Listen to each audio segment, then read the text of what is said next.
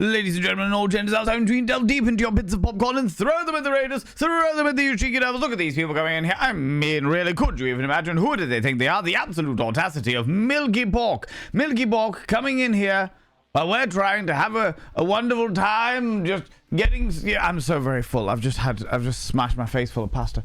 Oh, my lordy. The scandal. The preposterousness. Good Lord, Milky Pork. What do you like? What do you like, you cheeky devil? Thank you very much for that raid, you beautiful individual friends. I was lurking Milky Pork for most of the afternoon. For most of the afternoon, they were playing the joys of Voices of the Void, which is a signal simulator style game where you track the signals of aliens, and there was big pink lasers and weird tripod creatures and all kinds of weird shit going on. It was quite the exciting adventure, if I do say so myself. I had a wonderful time over there. And I encourage you to go and do the same. Go click that cheeky little follow button. Go do the thing. Go follow our wonderful friend Milky Pork, who has been a good compatriot of joy here in the Cult of Vane. And well worthy of all of your love and attention. Well worthy of it. Friends, if you're new here, two things you should know about this channel. One, you're not allowed to apologize. For power individuals, for power. Instead of saying sorry, try saying thank you. Instead of saying sorry, I'm late, say thanks for waiting. Instead of saying sorry, I'm such a burden, say thanks for being there for me. It'll make you a much more positive individual. Two, if you're under the age of 18, I have to ask you to leave. I've got to ask you to leave, for I am a colossal filth wizard, and I don't want corrupting the ears of the young. It's not what I'm about. No, you cheeky little devils. Milky Pork, you beautiful being. Thank you very much for choosing me to raid. I very much enjoyed hanging out in your stream earlier on. Your TTS scenario is fascinating. As much as I don't need it, personally, I do find, just from a purely nerd point of view, I do find it very, very interesting, you know? Oh! Yeah, you subscribed. Most kind. I was just grabbing this to get to for just Mike. No, hold, what? Hold on, what?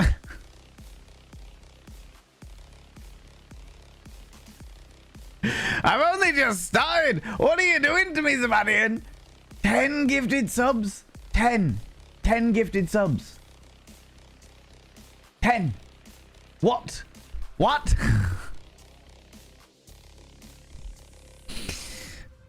Oh my god, I'm not ready for this shit. I'm not ready for this shit. Thank you for accepting the interruption in your monologue.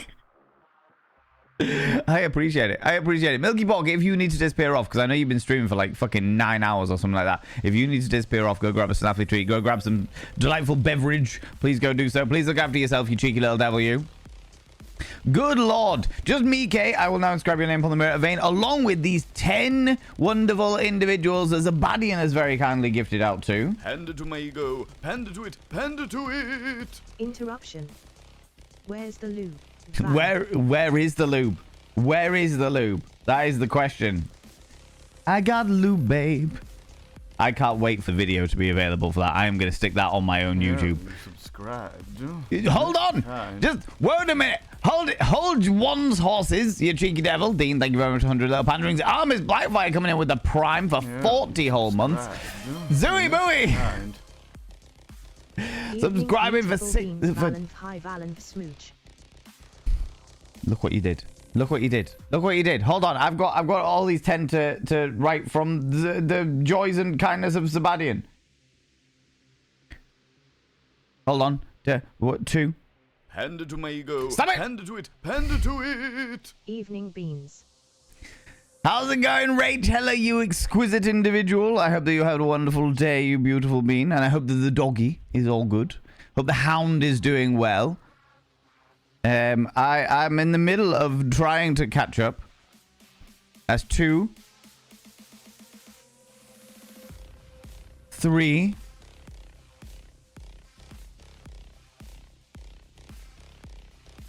4.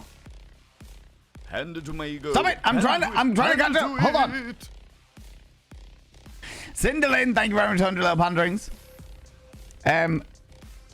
Panda to my ego. Panda to it. Panda to it. I'm trying to write.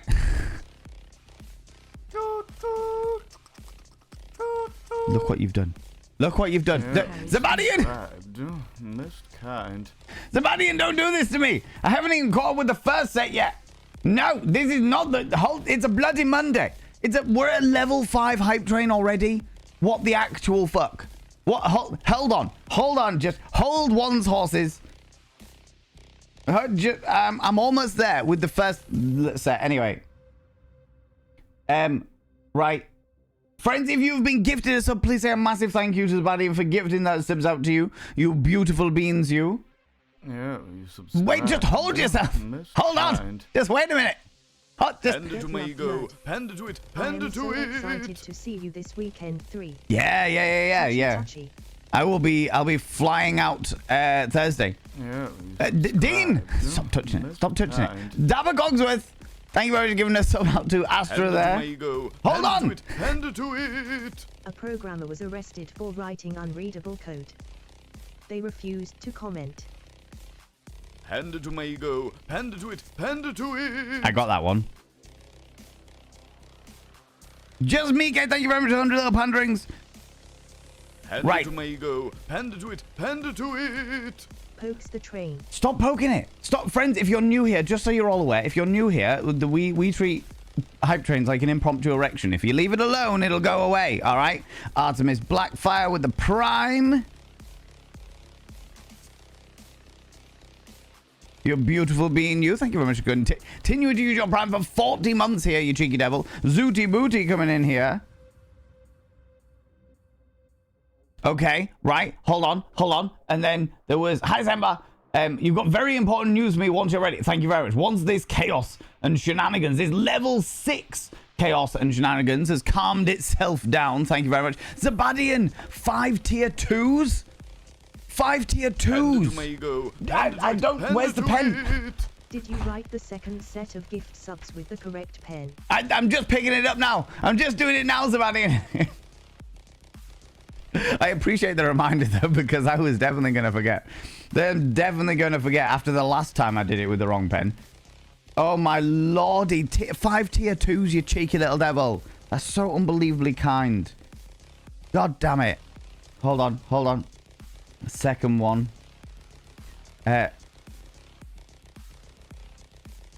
Third one. Fourth one. And no, wait, hold on. Panda to it. If you're new here, please know that we ignore Valen and keep poking the train, no matter what he says. Panda to Chat my stream, ego. Valen Panda to pod it. stream. Panda to it. How dare you? Tap and stroke. Stop stroking it. Stop. Not a tug and a stroke. Good lord. If you tug it, God knows what'll happen. The train might explode all over you, all right? Nobody wants a face full of train explosion, okay? Nobody wants a face full of train exploding, okay? We've got to be careful about that. And then Finley coming in with a tier 2 for 51 months. Good lord. I've just put that down as well there. Okay. Oh, geez, hold on. Good lord. Coming in with the tier 2. Then Dabber Cogsworth gifting one out to Astra. Where did the other pen go? I'm losing everything.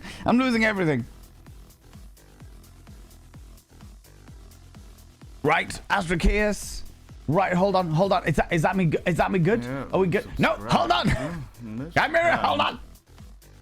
I'm trying to catch up. I can't. Oh my god, the on-screen celebrations as well, Dean Shade. Good lord. Come on now.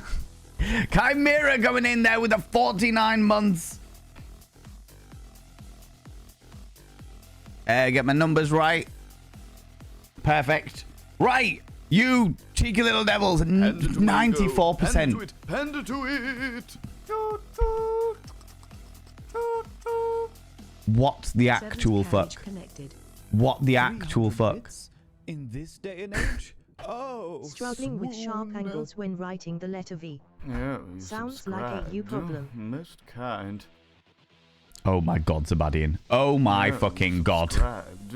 Milky Bog! Giving us up to stop touching my nips. You heard it here first, friends. You heard it here first. Oh my lordy. And then Clob's gifting one out to Dabber Cogsworth there as well. I don't know whether I've got like room for one more name on this mirror. Oh my god.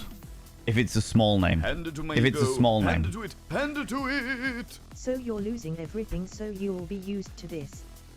You've lost the game, and hi chat, you've also lost the game. Yeah, you subscribe. That's just straight up rude. That's just straight up rude. Stupedia, that's just straight up rude. Cobbs! You've been gifted us up from Dapper Cogsworth there. Subscribed. Most kind. And your name fits perfectly in my little slot. Cinderlin. Subscribe. Most kind. Gifting a sub to used fleshlight salesman. Oh, no. Oh my god. Bids coming in with a 16 months. I will have to write your names on the next Mirror of Vane. I wasn't expecting this fucking level of shenanigans just before TwitchCon. I wasn't expecting this. I wasn't ready. The chaos of Ken. I'm not ready. I'm not even ready. No, Monty's still bouncing up there. Jesus Christ.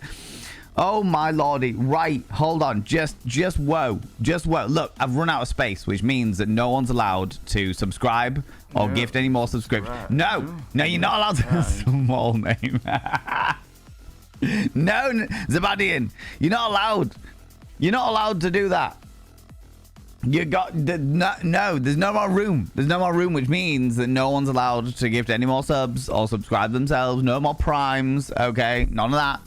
Okay, there's no more room, so it's not allowed. It's not allowed. I've moved my lights around as well. Let me know if it's worthwhile. Oh my lordy! Right. How very dare you? Just Mickey, thank you very much for that 1,000 panda rings. Just so you could watch me fall over in 9-inch heels. I see the way it works. I see the way it works. I see what's going on there. Friends, if you are here and you have been gifted a sub and you're not lurking, please come and say a massive thank you to the person that gifted that sub to you. I would really appreciate it, whether it be a tier 1 or a tier 2 that was thrown out there as well. God damn it. I have inscribed your names upon the Mirror of Vane. By having your name upon the Mirror of Vane, it means you get access to my personal Snapchat. Not a bum Snapchat, you cheeky devils. Only tier 4s get that shit. And of course, you get access to all the sexy little emotes. For you tier 2s, you get all the Pokemon emotes with my face on them as well. But the most important thing is you tier 1s, you've got to roll over every morning and go, God, do I look rough? But God damn, do I make rough look good? And you tier 2s have got to go, God, I wish I was someone else just so I could look at me. And you've all got to go, ooh, sexy, ooh, yes, meow, you know? You know? What the dickens? What the actual fuck? And Eris Ptolemy 4 minutes ago redeemed show dono with speech, but as you can see, friends, the donation goal is completely full, so there's no need to donate to me. There's no need to donate to me. The donation goal was so that I had spending money when I went round the joys of Rotterdam this coming weekend, and I've sorted out my camera and stuff like that now. It's all my cameras all set up and it's all ready to go and what have you. My dear friend Rach, who is a camera technician of videography glory, was helping me set it all up, which is fantastic. Thank you very much, Rach. No! Zabadian, no! 8th carriage connected. Zabadian! I thought we were gonna get away with 7. 7, that's all I know. What's 8? Next mirror. You cheeky devil, you. Oh my god. I am not fucking ready for this shit, friends. I've been still packing away shit from Ken because my house was a fucking sty and I've been trying to sort it all out. There's too much shit going on. I'm not ready. I'm not ready. All right. I'm not bloody ready. Oh, so good. Friends, I suppose it's just next mirror. I've done the others. Next mirror. Your name will, unsurprisingly, be on the next mirror. By having your name on the Mirror of Vane means you get access to my personal Snapchat. Not a bum Snapchat, you cheeky devil. And of course, you get access to all the sexy little emotes. But the most important thing is you go roll over every morning, look in the mirror, and go, God, I look rough. But God damn, do I make rough look good? Ooh, sexy. Ooh, yes, meow. You know? Just to round up Eris Ptolemy's bloody show dono with speech, as you can see, friends, the donation goal is completely full, which means there is no need for anybody to donate any money. Damn it, Cogsworth, confound thee! There's no need for anyone to donate any money. The prize, the reward for this donation goal was to do a dad joke stream. So after I get back from TwitchCon, we'll be doing a fucking whole stream dedicated to dad jokes. My entire soul will cringe. I will need several days of recuperation. Hold on! Panda to it! History fact: the French Revolution was pretty rough. Did you hear about what happened to Louis XVI's head? No. I say with great apprehension. No, I didn't. Not that I can recall, anyway. Not that I can recall. This is the last donation goal. I committed that this was going to be the last donation goal before I go away to TwitchCon. If people, for some unknown reason, decide that they desperately want to throw fucking pennies at me, all right, then it'll just go towards this donation goal. It'll go towards me going out to TwitchCon and doing stuff out in TwitchCon and the week afterwards and stuff like that. Obviously, the more that I can do, the more I'll film and all that jazz. Okay. I think we're good. All right, cool. Thank you very much, Aristotle, for that. God damn it. God damn it. I haven't even said hello to anybody yet. And the thing has scrolled too far now that I don't even think I can say hello to anybody. Oh my lordy. Ah, shit. Right. Friends. Hi. How you doing? That's one way to start the fucking week. What the actual dickens? I appreciate the fact that it is that it's the bank holiday here in the UK, but come on. What? Not even saying hello. Because we started with the raid and then all of these shenanigans. All of these bloody shenanigans. Oh, apparently I was disconnected from the server. Apparently I was disconnected and then we've reconnected again. Ah, friends, hello. How you doing? How's it going? I had a wonderful time at TwitchCon. No, I had a wonderful time at Ken. I'll go up to the top as far as I can scroll, and then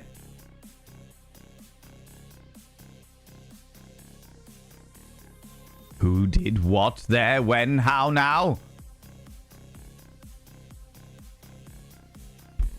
Who did stuff and things? Stupedia! People have got some egos. Can we please throw them out to Stupedia for donating to the already full dono goal? You say not to donate, but I'm a brat. Plus, I found some change down the back of the sofa. Antici. I did that on stage. At Ken. It was bloody ridiculous. How's it going, Phoenix Events? Hello, Pixie Bomb. How you doing? Lunicorn, you cheeky little devil. Just Mike. Hello. If I've missed people, it's because I literally can't scroll any higher than that, you know? Jason Andrew, hello, you cheeky devil. Dapper Cogsworth went to a gender reveal on Saturday to find out what my eldest is having. Going to have a little baby girl. They're calling her Willow Elizabeth Heather Rose. Oh, what a beautiful name as well. Congratulations, Dapper Cogsworth. Genuinely really fucking happy for you. Genuinely really happy for you, friend. Friends, if you have got hype train emotes, 12% of a level 8 fucking hype train on a Monday. On a bloody Monday. On a bloody Monday, friends. If you have got hype train emotes, could you please throw them out? And I'll say a massive, massive thank you to all of the people that subbed, that gifted subbed, that throw all those cheeky little bitties out. That's so unbelievably fucking kind of you, friends. That's so fucking kind of you. Thank you so much. That just... Druidess of Midian. Yeah, you lurk. That's not a problem. I'm Big Bro Sean about to come over for a game night. I hope you have a wonderful, wonderful time doing your game night, you beautiful bean. Thank you so much for popping by. I appreciate it. Thank you very much for choosing to lurk as well. I hope that your game night, whether it's a board game night or a computer game night, I hope it all goes amazingly well, you beautiful bean.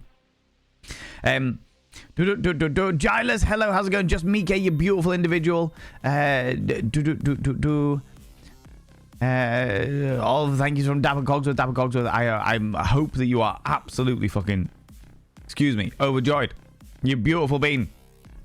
Oh, there's Milky Pork stream raid. So actually, I didn't get nearly at the top. nearly at the top. Hey, Alexander Griffin. Hello, you cheeky devil. Milky Pocket, if you're still here, once again, thank you very much for the raid, you beautiful bean.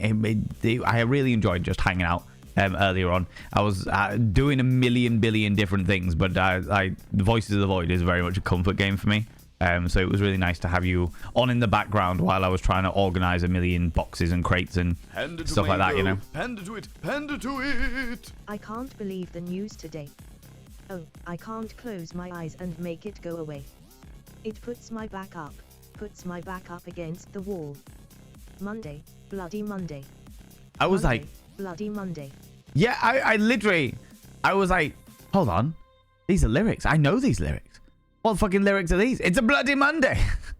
It's a bloody Monday. God damn it, Zabadi. And thank you very much for 100 little panderings. The train's gone. It's choo-choo the fuck out of here. You're not meant to be throwing panderings at me now. God damn it. It's gone. No more of this. God damn it. Crossplay in BG3. Good call. Good call. Great game. I would like to play some more of that at some point in the near future. Now that Ken's out the way, things will be a little bit more relaxed come June. But once I get back from TwitchCon, things will be a little bit more relaxed, which I'm excited about, you know. Lunagon coming in with the 55 streams in a row you've been streaking through here. Look, it's been spitting a little bit today. Just be careful.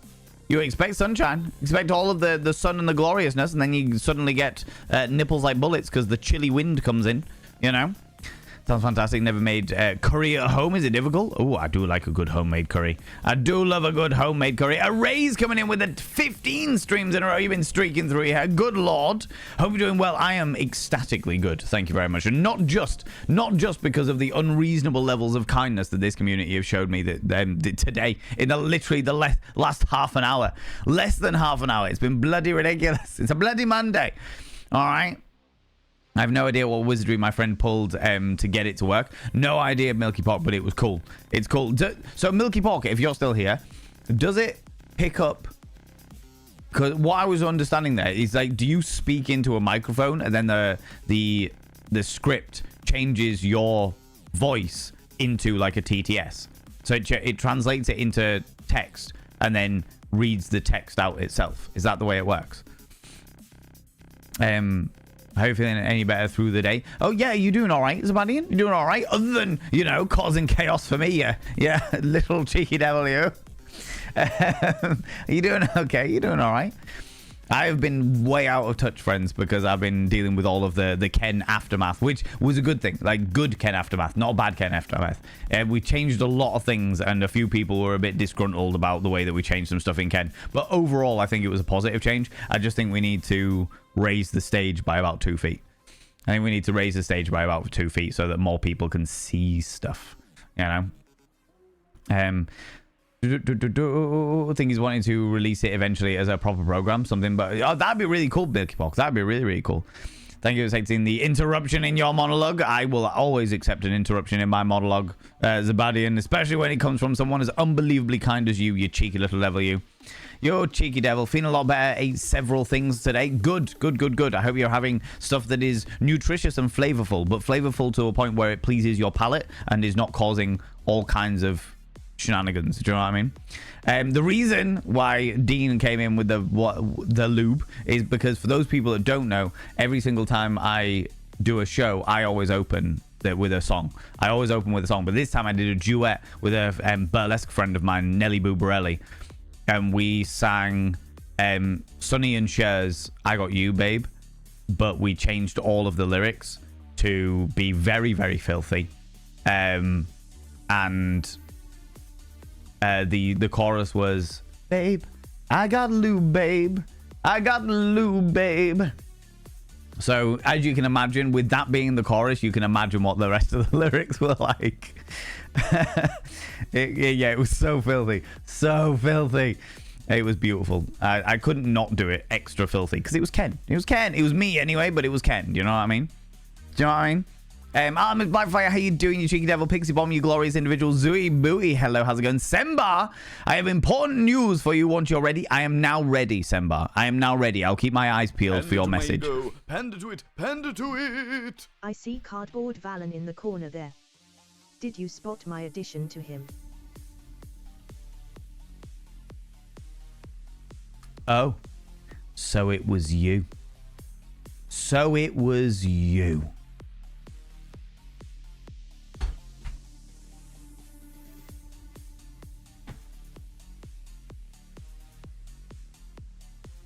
Friends, this is Cardboard Valen. Many of you will have seen Cardboard Valen before. Many of you will have seen Cardboard Valen before. It's a cardboard cutout of me that's about 1.5 foot shorter than I actually am. Many moons ago, every single Ken, Cardboard Valen is there so that people can take photos with them in the photo room. In the only room that you're allowed to take photos, they can take photos with Cardboard Valen, all right? Because I'm not always available, yeah? A couple of years ago, we got a little sticker here saying good boy. Some little git, who will not be named, put a good boy sticker on my cardboard cutout. How's it going, Sheepy Dumps? How you doing? It was me, Austin. Hi, how's it going? How you doing, Sheepy Dumps? Today, I was, well, not today, on Friday. No, not Friday. Jesus Christ, Val. Saturday, when we were packing everything down, we'll get everything sorted, packing all the bit, like, because we literally redecorate the entire fucking venue and then pack it all down again with curtains and fucking canopies and all kinds of shit going on. I found another sticker.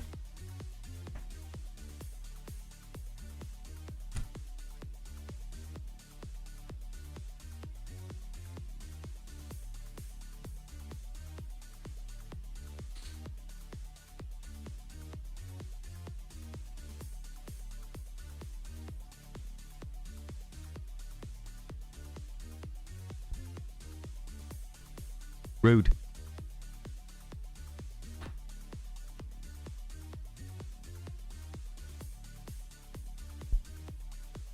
Bloody rude. But is the sticker false information? Probably time to come clean. My ex did the good boy sticker and I watched him and didn't stop him. Rude. Oh my god. Oh my god. There have been other stickers. There have been other stickers on Cardboard Valen over the years, but most of them fall off. Most of them fall off. This good boy sticker has stayed, and we'll see. We'll see how long that the not a mimic sticker sticks. All right, we will see. Okay. Okay. How you doing, Cinderlin? Hello, Phoenix of the Fens, you beautiful being. Of course, Rach, you exquisite individual. Just Mike, how you doing? How's it going? Astra, hello, you cheeky devil. An impromptu erection as I come in. Ooh, more stroking her. Good, good. No, stop. It's gone. Fortunately, the choo-choo has choo-chooed the fuck out of here. All right. God damn it. What a moment to stroll into chat. I know. Bloody outrageous. All right. It's a bloody Monday. It's a bloody Monday. God damn it.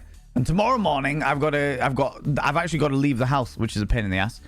Because after all of you, after you beautiful people, I was like, we'll make everything make everything cashless, make it all just card transactions for sheer ease and convenience. And then you beautiful people convinced me. You were like saying, hey, Valen, card, like making everything just card accessible is actually like inaccessible for a lot of people. Like a lot of people need to pay in cash for whatever reason. There's a variety of reasons they might need to do it, but they'll need to pay in cash. And I was like, do you know what? Fucking fair play. So I went to the fucking bank for the first time in years. I went to the bank. It turns out they've closed all the banks around me. So I had to go into town on a fucking Friday in the middle of all kinds of fucking chaos. Oh, do you know what, friends? There was so much fucking chaos that happened in the lead up to Ken. I'll get into it, but it was like the actual setting up of the event went really smoothly. Everything that happened around the event was just one thing after another, one thing fucked up after another, and it was just like, really, what is going on here? What is happening? But I actually went into a physical bank in the center of town because it's the only bank that's available. Even though I live in a city, it was the only bank that's available because they've closed all the others because, of course, nobody's using cash anymore. So there's less and less banks around. And I now need to go back into the bank to drop all of that cash off, which is going to be a whole other thing. A whole other thing, you know? I'll get there. It'll be all right. It'll be okay. But it's a whole thing. I don't like going into the bank. It's a pain in the hoop. I don't like carrying cash. I always feel a little bit unsure when I'm carrying cash around and I'm just like, okay, I've got hundreds of pounds on me, and what happens if I get mugged? I look like a target. Do you know what I mean? How's it going, Estrada? How you doing, you beautiful bean? Thanks for the gift, so too kind. Appreciate you stroking it for the train, of course. Astra, thank you very much for thanking Dapper Cogsworth there. Good evening, Val. Seems some photos from Ken, and it looks incredible. It was incredible. It was incredible, Stupedia. It was really, really good. It was rammed. We've had more people. We had more people that night than we've ever had before. At Ken, which was wild because the new layout allows us to put more chairs out, so fit more people in, which is a good thing. But also normally when we sell tickets and stuff like that, we normally get 70 to 80% of people actually turn up. 70 to 80% of people that actually buy tickets actually turn up on the night, you know? Whereas this was like 96%, 97%. The vast majority that bought tickets actually turned up on the night. So there was more people than we were expecting, which overall wasn't a problem, but unfortunately because of the way that we'd set up the event in order to cater for like the performers and stuff like that, and because we'd never done it in that sort of setup before, it meant that some of the people at the back couldn't really see what was going on the stage, which was a real shame. So we're trying to rethink how we can get more and more chairs in so that we can facilitate that amount of people. That, or we're just going to have to sell less tickets. We're going to have to go back down in our capacity and see if we can make it work. You know what I mean? See if we can make it work. Though, next year will be 10 years. I thought it was 10 before, but it wasn't 10 before. It was 10 Kens before. The last time we did Ken, when I was like, oh, it's our 10-year anniversary. It wasn't our 10-year anniversary. That was our 10th Ken ever. 2016 was when we first started Ken. So the next Ken in May 2026 will be our 10-year anniversary. It's gonna be mad. It's gonna be mad. It's gonna be fun. I'm looking forward to it. I'm looking forward to booking a right old shindig as well, you know. Reality chat also treats Hype Train like impromptu erections, only we embrace them, stroke them, and give them a good tug till they explode. Oh my lordy. Griftrix, hello you beautiful bean. How you doing, you cheeky little devil, you? Shaden Sunshine, hello, how's it going? Oh my lordy, thank you very much for the giant on-screen celebrations of chat stream. God damn it. God damn it. Clobs, how you doing, you beautiful individual? I had to check, but Valen just said tier 5, tier 2s. There's a tier 5 sub. I mean, possibly. Maybe, you know. Yeah, no. Must be a Monday. Bloody Monday, I tell you. I'm catching up, friends. I'm slowly but surely catching up. I think I am. Steadily. Possibly. Maybe. Long time no see. How's it going, Misa Hisa? Hello. It has been a long time no see. Have you gotten a new decor? In which case, if this is new decor to you, Misa Hisa, it's been a ridiculously long time. It's been a ridiculously long time. Because I've had this set up for a few months now. A fair few months now. But it's good to have you back, friend. I hope that whatever has kept you away from us has been absolutely fantastic. You know? Not yet, Sembar. Not yet. I haven't seen the science that you shared. Not yet. But I will. I'm getting there. I'm getting there. I'm so glad that you did that because I wanted to. Oh, Alexander Griffin. You enabler. You. Greeto. Hello, you cheeky devil. How's it going? Usual shenanigans? Yeah, apparently so. I say usual. I never expect them, all right? I never fucking expect them. Wild Squeak, are you still here, you beautiful bean? I never expect shenanigans. I don't know why, but I never do. I'm just like, do you know what? It'll be nice. I'll press go live. We'll just see how things go. It'll all be fun and games, all shits and giggles. And then these people come in here. You people. We've got chaos going on so far. Yeah, it was wild. And I honestly, I can't thank you enough. Cannot fucking thank you enough. Mix Phoenix Dog, hello, how you doing? Oh my god. The high friends with the blobby, that is terrifying. That is actively terrifying. Dabba Cogsworth, thank you very much for giving us up to Mixed Phoenix Dog there as well. Mixed Phoenix Dog, I will inscribe your name on the next Mirror Vein. I never got the thing about the history fact either. History fact, French Revolution. What happened to Louis the 16th's head? Did I get an answer? Did something glitch out? Start looking for notebook to write down all of the highly rated dad style jokes in anticipation. Oh, don't you even. Don't you even, Greedo. Don't you even. Oh my lordy. I'm going to have to sell t-shirts on the merch store that one of the, like 2 t-shirts, one that literally says anticipate and the other one that says patient. Just purely so that someone can literally wear the anticipate one at the beginning of the week and then wear the patient one at the end. Do you know what I mean? That's the only way it's going to work. It's the only way it's going to work. Holiday here as well? Yeah. So we're here in the UK. We've got a bank holiday, which is traditionally when all of the banks just sort of close for a bit. You know, Kindrin, hello, you cheeky devil. How's it going? Ollie Winners, how you doing? There's one in the America as well. Yeah, one in the States. I loved arriving and watching the chaos. The just sheer chaos. How now, brown cow? Yeah. Do you know the how now, brown cow? How now, brown cow? That's like a go-to phrase here in the UK. How now, brown cow? When you think it's full, add lube and try again. Exactly right. Exactly, Mixed Phoenix Dog. Just keep going. It's all grand and dandy. Has only been home half an hour. Are you still here, Wild Squeak? I haven't seen you say anything in chat. I'm trying to keep an eye on the 4 chats that I've got going on here. You know. Grand, hi Valen. I have immortalized bringing crafts with me to Ken. There was a boopening, so tradition kept. I smashed my comfort goal and reached peak NB. Ken was fantastic and tears were definitely shed. It was a very, very beautiful performance. I'll talk about that in a moment, but it was a very beautiful performance.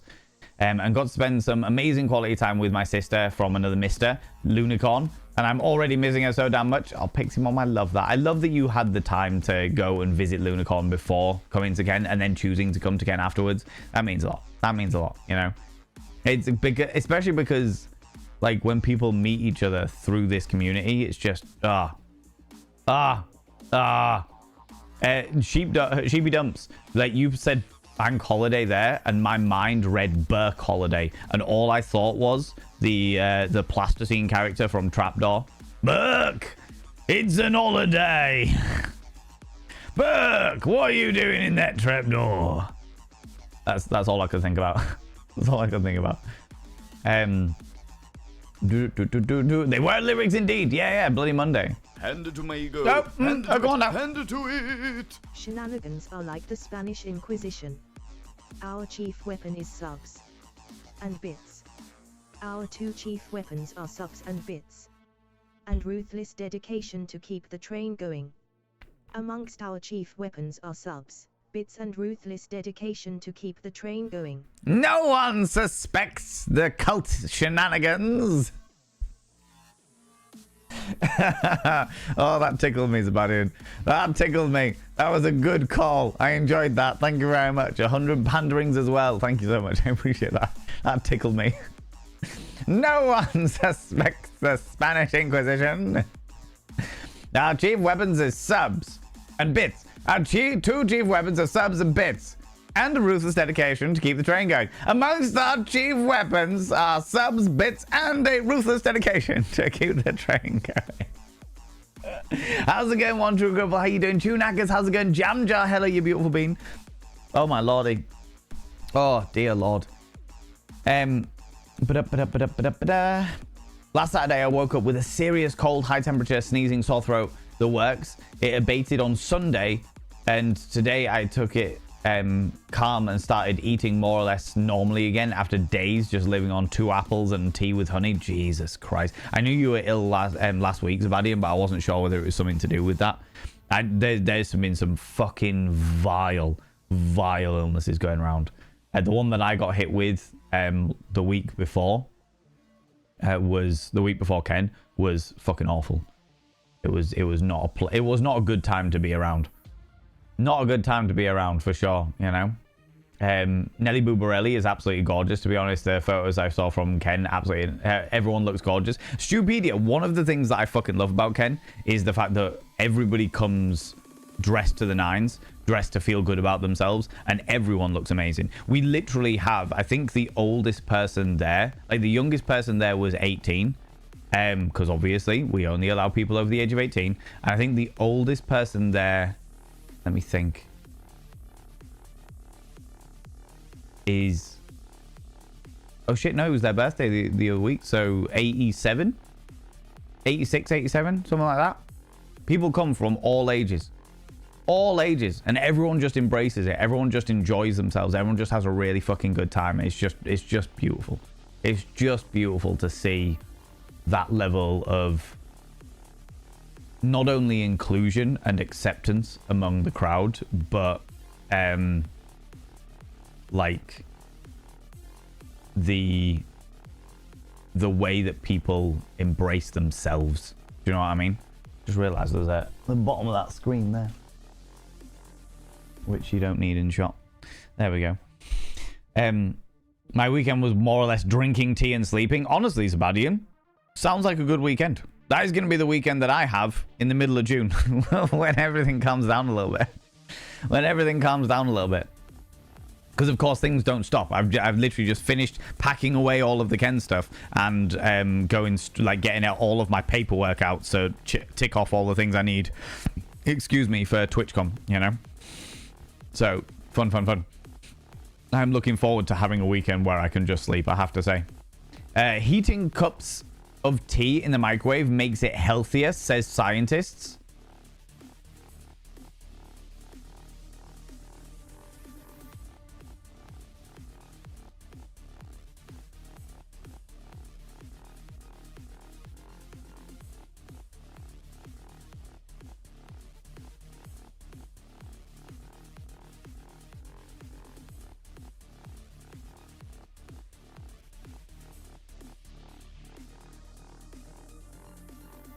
That's wrong.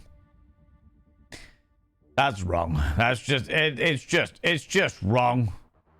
I appreciate the science be like that, but that's some bullshit science right there. That's some bullshit science. That's some bullshit science. Disagree. Fake news.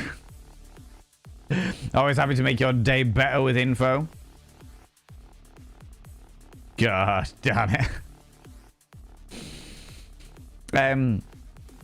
Hope you're doing good. Sheepy, I'm doing fantastic. Thank you very much. I am doing very, very good. I have had a great weekend. Ken was absolutely fantastic. I'm exhausted and I am achy just by putting everything up and then taking everything down again. I am looking forward to a couple of nights of hopefully decent sleep, though I haven't slept decently in the past couple of nights, I think just because of the excitement, the adrenaline. And stuff, and because my body is waking me up at like 7 o'clock in the morning regardless.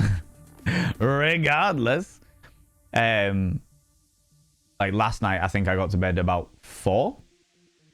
I woke up at 7. It was just like, there you go, you're awake now. It's like, oh good lord. But other than that, I'm just in a good mood. I'm like, Ken was excellent. Ken was great. Everything, it was probably, I've had a lot of compliments, people saying that it was the best lineup that we've ever had at Ken. And it was different this time because this was the first Ken where we had an emotional performance. One of our performers, Little Peaches, who uses a wheelchair in her performances, was... her first routine was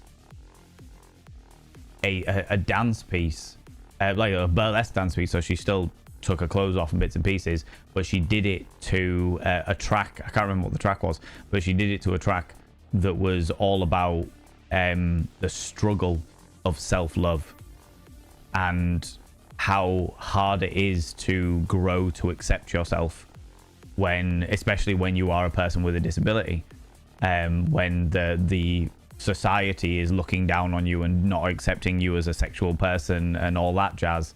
And it was exquisite.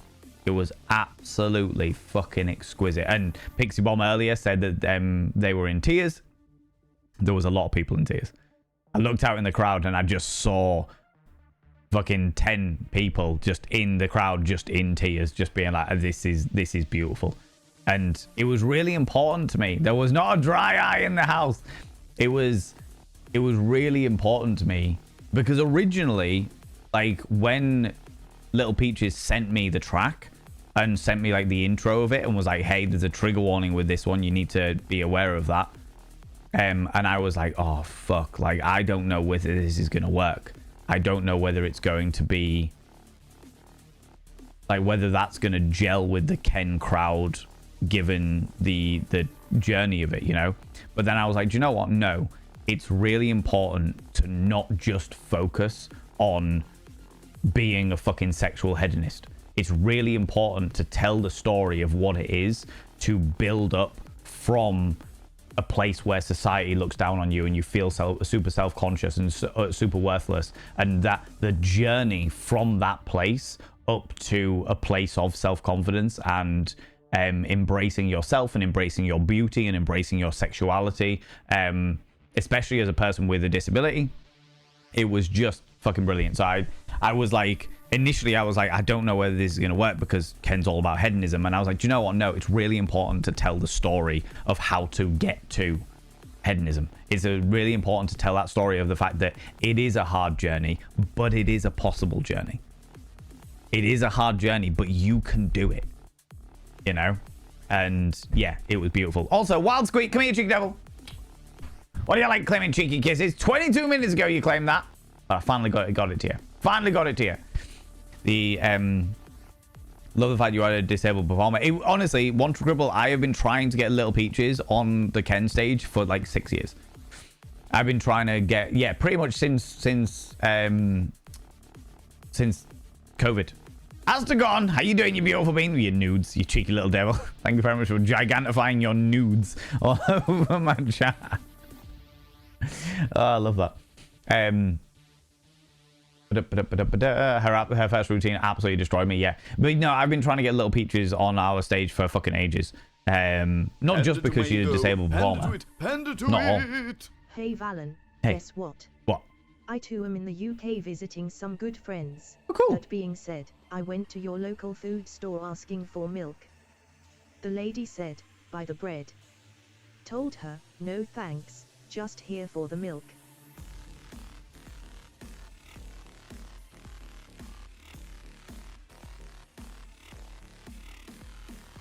I can hear it. I can hear it in a Yorkshire accent. I'm here for some milk. Oh, buy the bread. No, just here for the milk, please. No, buy bread. Buy a bread. No, I just want the milk. God damn it. God damn it, Euro Papa. Thank you very much for the 100 little panderings. Good lord. I know. What was I saying? Yeah. I've been wanting Little Peaches on the stage. There's a weird thing that goes through my head, and I'll be open and honest about it. And this is because of the fact that I am a fucking cisgender white man with privilege. Do you know what I mean? There's a weird thing that goes through my head when I book performers, all performers, anybody that, especially if they're not white or they're part of some description of minority, which is, how do I book this performer and make sure that they never ever feel like a token performer, you know? Make sure they never feel like, oh, I'm doing this as a ticky box to fill the disabled tick box, or the non-white tick box, the black BIPOC performer tick box and stuff like that. Because I don't think I ever do, but I'm really aware of that fact. I'm really aware of the fact I don't ever want to be one of those performers, one of those producers, the event producers, event managers who books people because I've got boxes to fill. Do you know what I mean? I'm like, oh well, right, okay, I've got to get a black performer in, I've got to get a disabled performer in. It's like, I've never done that. That's never been the scenario for me, but it is something that plays on my mind where I'm like, okay, so we've got a large array of different performers from loads and loads of different backgrounds, and it was genuinely a privilege and a pride of place to have Little Peaches on that stage, purely because she's fucking excellent. She's a fantastic, fantastic performer. Do you know what I mean? But I'm really keen for people not to, and I know that none of you would do this. I know that none of you would do this, but like, make sure that people aren't like, oh, it's great that you put on like a wheelchair user as a performer. That's really good. And it's like, no, I didn't put them on the stage because they're a wheelchair user. I put them on the stage because they're a great performer. They just happen to use a wheelchair. I put them on the stage because they're a talented performer. They're a fantastic burlesque artist and a dancer that can tell a story in such an emotive way that it can touch members of the crowd that never even realized that they had that such deep set emotion in them. Do you know what I mean? That's the reason why I put her on the stage. You know what I mean? It's one of those scenarios. Being aware of a potential problem is always a good thing. Yeah, exactly. And especially as a white cisgender man who has all of the fucking privilege, the amount of times that I've, like, over the years, I feel like I don't have to quite so much these days, but like over the years I've had to check myself and just be like, I need to just be aware of like where I'm fucking coming from and my opinions of stuff, and where that is rooted, and more specifically go and speak to people. Do you know what I mean? Go and speak to people with disabilities, go and speak to people of ethnic minorities, go and speak to the older generation and the younger generation. Actually speak to these people and be like, hey, what can I do to help represent you in a way that isn't objectifying? Do you know what I mean? Do you know what I mean? Zabadian, you cheeky little devil. Thank you very much for giving in 6 months to Astacon. 6 months. Dear Lord, Astacon, I will inscribe your name upon the Mirror Vein. I will inscribe your name upon the Mirror Vein. By having your name upon the Mirror Vein, it means you get access to my personal Snapchat. Not a bum Snapchat, you cheeky little devil. And of course, you get access to all the sexy little emotes. But the most important thing is you'll roll over every morning, look in the mirror, and go, God, I look rough. But god damn, do I make rough look good. Ooh, sexy. Oh, yes, meow. You know? Yeah, now. Her first routine absolutely destroyed you. Yeah, it was beautiful. It was absolutely fucking exquisite. The inacceptance of us disabled focused sexual beings is fucking awful. Agreed. Couldn't agree more. And that is one of the keen reasons why one of the things that I love doing with Ken is breaking those social boundaries. Breaking the social boundaries. We have genderless toilets. And do you know what? In all of the years that we have done Ken, we've had genderless toilets. Never had an issue. Never had a single fucking issue. The only issue we have had in regards to toilets was one of our guests ripping off the soap dispenser from the wall. That was it. That was the only issue that we've had. Yeah, now. But one of those that will either be awful or awesome, but no in between. Very much so. Very, very much so. If possible, can you later link the track in Discord so others can listen to it? As in the track that she performed to? Zabadian, is that the one you were referring to? It's okay, I was cooking. That's all right last week. That's all right. I was more than happy to wait. More than happy to wait. Hello, Nibirin. Hello, you beautiful individual. How's it going, you cheeky devil? Let me try and catch up with chat a little bit. Probably time I come click. Yeah. X did it. But is the sticker false information? Is it a mimic or is it not a mimic? Good question, Alexandra. Good question. Adding googly eyes to the list of things I need to buy for Devil's Parlor. We don't take Cardboard Violin to Devil's Parlor. We don't take Cardboard Violin to Devil's Parlor. However, googly eyes would be a fun one to just stick around the place, I think. You know, not that I am encouraging you vandalize our venue, you know, but I mean, neither of you nor Cardboard Violin are mimics, right? Right?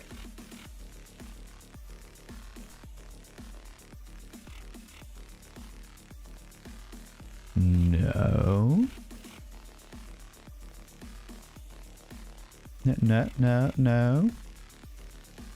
Also, I thought of a really cool thing, friends. I thought of a really cool D&D thing. So I'm going to take a moment to be an absolute nerd. It was inspired by that sticker that says not a mimic. All right. Little D&D nerd thing. Mimics can be fucking anything, right? Mimics can be absolutely fucking anything. That's the whole point of a mimic. It can be absolutely fucking anything. Yeah? So, have a villain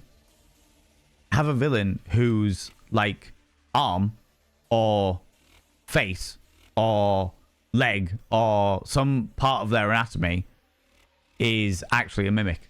They've only got one arm, but the rest of the arm is actually a mimic that acts like the arm. I got inspired by, you know, those parasites that eat like a fish's tongue and then replace the fish's tongue and work as the tongue itself.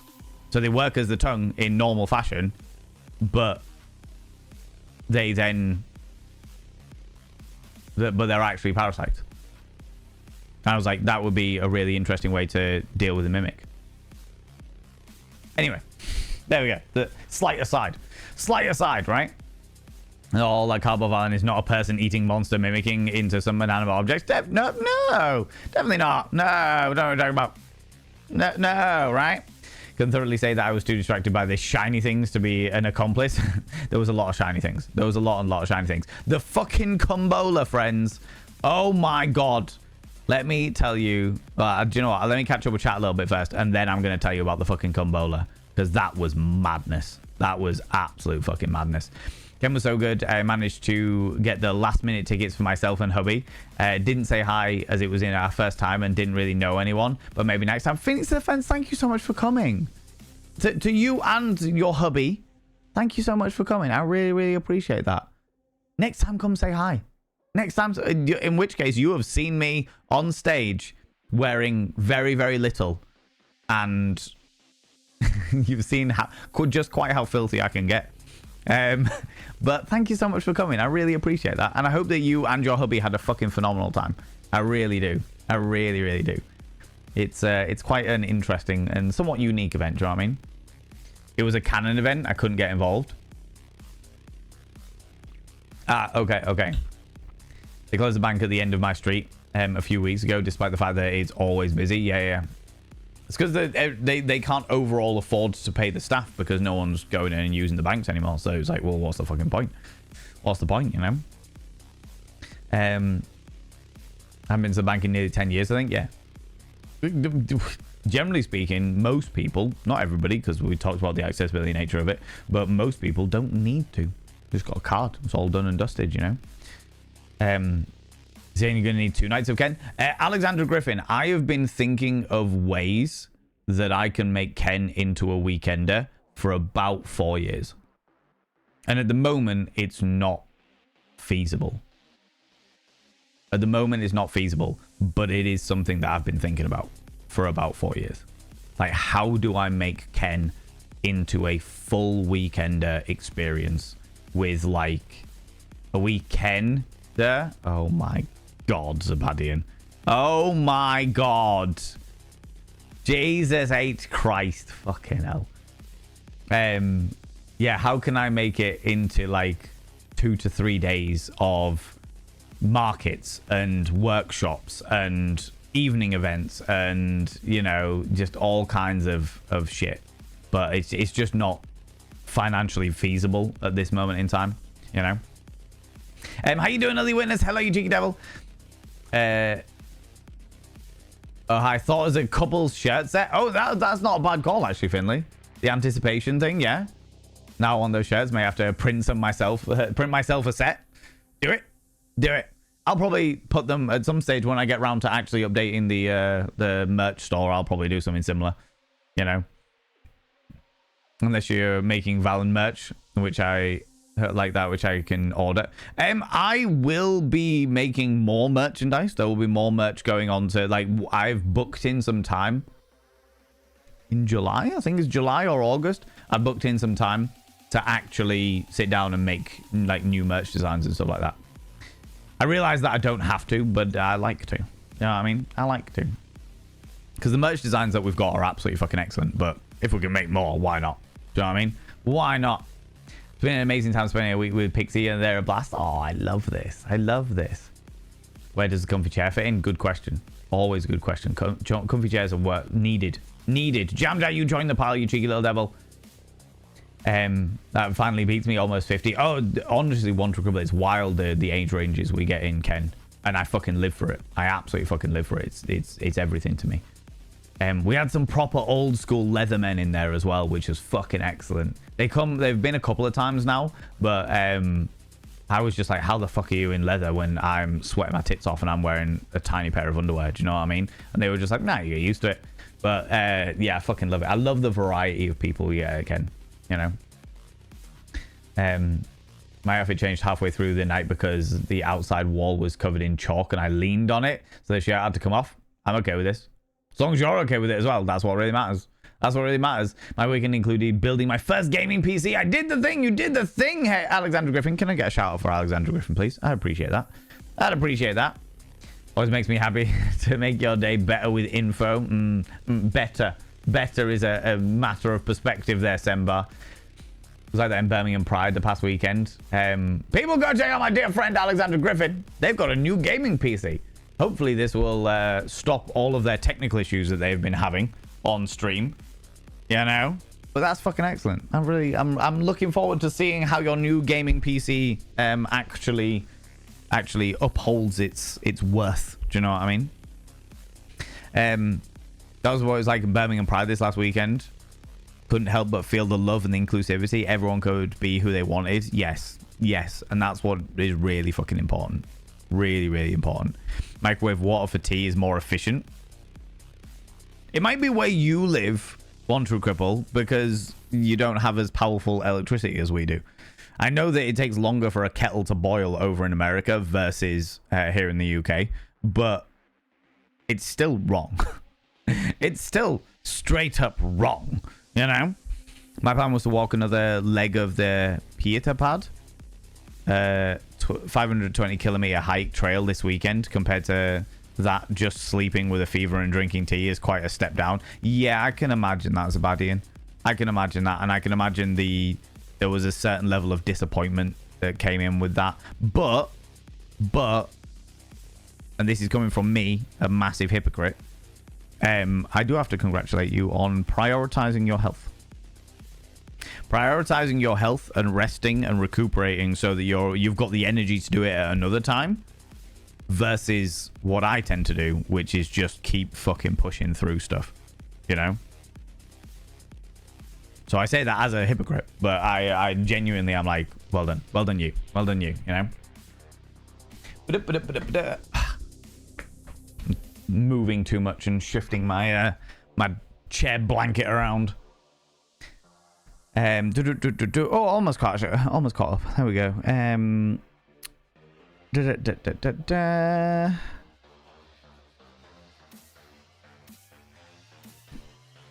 You want to be causing more Miles Morales madness? What is Miles? Isn't Miles Morales one of the Spider-Men? And you just throw in spaff at people. What's going on there? What's going on there? I was telling ambulance staff about how epic yourself are a couple of days ago. What? You telling ambulance staff? I feel like there's a lot of context I need there, Asticon. You were telling ambulance staff about how epic I am? What? Why? Why was the ambulance staff? And why did I get brought up in conversation? I need a little bit of context there, buddy. Oh my lordy. You and many members of all these communities have really helped me accept myself. One True Cripple, thank you so much for saying that. Thank you so much for saying that. I do my fucking best. I do my absolute best because I think that everyone deserves the level of ego that I have. And we all know that I've got a massive fuck off ego. Do you know what I mean? I think everyone deserves the level of ego that I have. So if I can help people at least step a little bit closer to that, then it's worth it. It's worth it. So fucking glad you had that you had allowed it and went ahead. Had an amazing chat with them after the cabaret, and honestly, such an amazing person too. Oh, yeah, I saw that you had no, somebody else had a photo, but I saw you said that you had a chat with Little Peaches. So Little Peaches, which we were just talking about Little Peaches. Little Peaches was the performer that used the wheelchair. She had had such a fucking day of things as well. She had such a fucking day. There was a delay to her train, because she traveled by train. She was originally going to be coming down with a friend who was going to drive her. And then that friend got some last minute work, and obviously you got to take the fucking work at the moment because it's few and far between. So many cabarets and stuff are being cancelled because of lack of ticket sales and stuff like that. So I'm very, very, very, very lucky because of like Ken going as well as it did. But yeah, she'd last minute been told by her friends like, hey, look, I can't come and give you that lift over to Hull anymore because I've got this job. So she was like, right, okay, I'm gonna have to get a train ticket. Got a train ticket. The train was delayed, so she then needed to organize a different train, which obviously when you are a wheelchair user requires you to use the staff there to help you get on and off the train and stuff like that.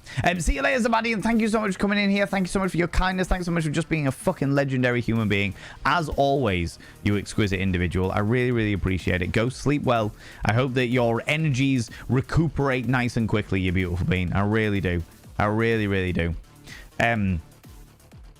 So they cancel trains on the day if not put enough people buy tickets. No, only witness. I think it was a cross communication there.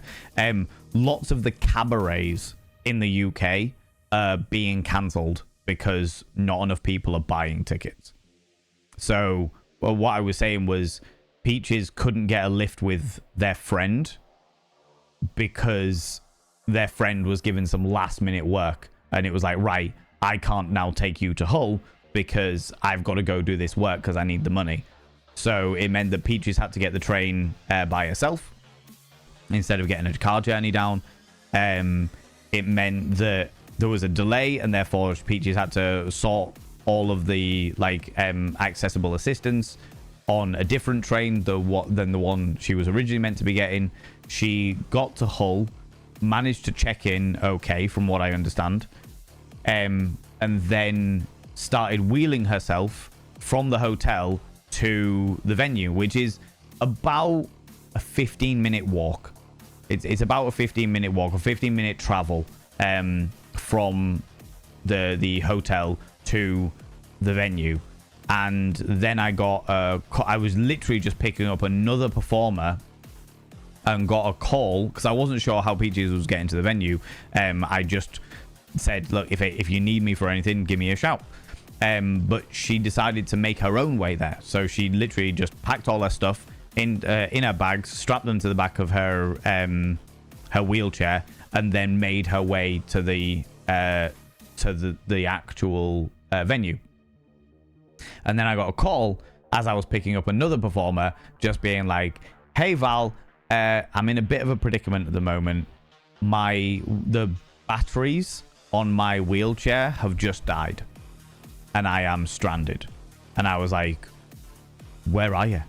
I was like, where are you? You should have said I would have come and got you. Do you know what I mean? I would have picked you up from the hotel or what have you, because I was picking up another performer from the hotel, so it didn't make too much of a difference. And she was like, I'm about 10 minutes away from the venue, about 5 minutes away from the hotel.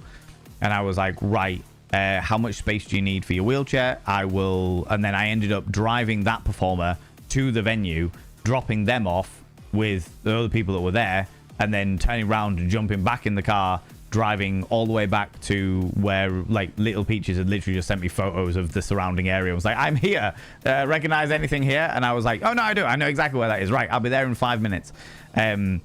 And yeah, just literally pulled up on the curb, stuck my hazards on, and was like, right, let's get you in the car, get you there, and get your fucking wheelchair back on charge.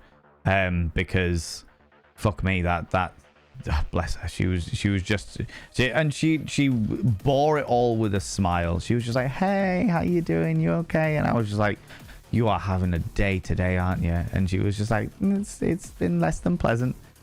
And I was like, let's get you in, let's get you sorted, get you all charged up. And I have to say, I was speaking to, so we speak to a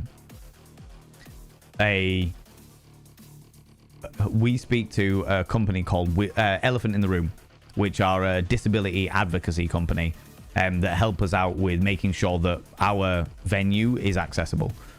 Like they teach us all the bits and pieces. They give us like making sure that we've got like a quiet area, making sure that everything is accessible for people with like mobility aids, whether that be wheelchairs or crutches, etc. There's a lot of, well, I'm really proud actually that so many people that need mobility aids feel comfortable enough to come to Ken.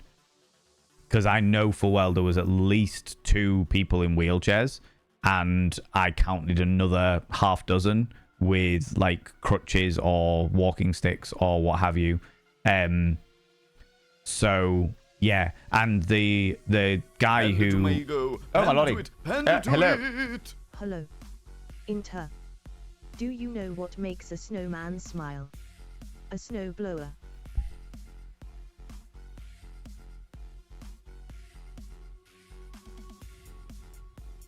Too bloody warm for that, Daha. Too bloody warm for that.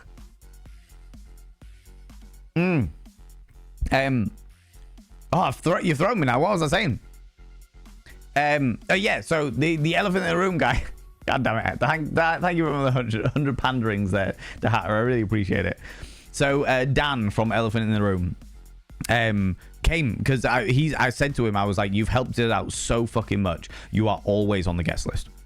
Whatever events we do, you are on the guest list. You know, just come along. You and a +1, whether that be a friend or whether it be your wife, whatever you fancy, you're always on the guest list. Because I view it as such a massive help for them to have gone through and like literally pointed everything out of all the things that I don't think about. So yeah, he actually came this time, which was fantastic. I wasn't sure he was going to make it, but he came, and apparently he had a conversation with Little Peaches afterwards. And my fucking heart, because he was like, have you got a second? After we'd finished the cabaret and stuff like that, he was like, hey Val, have you got a second? I was like, yeah, sure. What's up? And he was like, I just wanted to say that Little Peaches has been singing your praises. Just singing your praises. Because of the fact that you've really gone out of your way to make sure she feels accepted and okay and just herself. And I was just like, I mean, from my point of view, I've just treated her like everybody else. Do you know what I mean? Like I want all of my performers to feel great. I want all my performers to feel wonderful and feel their best possible selves, so that when they get on stage they can perform their best. Do you know what I mean? That's an ongoing thing for me. If you feel great, then you are going to perform well, you know. But it melted my heart that was something that she felt like sharing with Dan. Do you know what I mean? That was really nice. That was really, really nice. I was just very, very touched. Though I will say that I 100% told her off for apologizing. You would think these people would know. You'd think these people would know not to apologize in my presence, but apparently not. You know. Oh lordy. But yeah.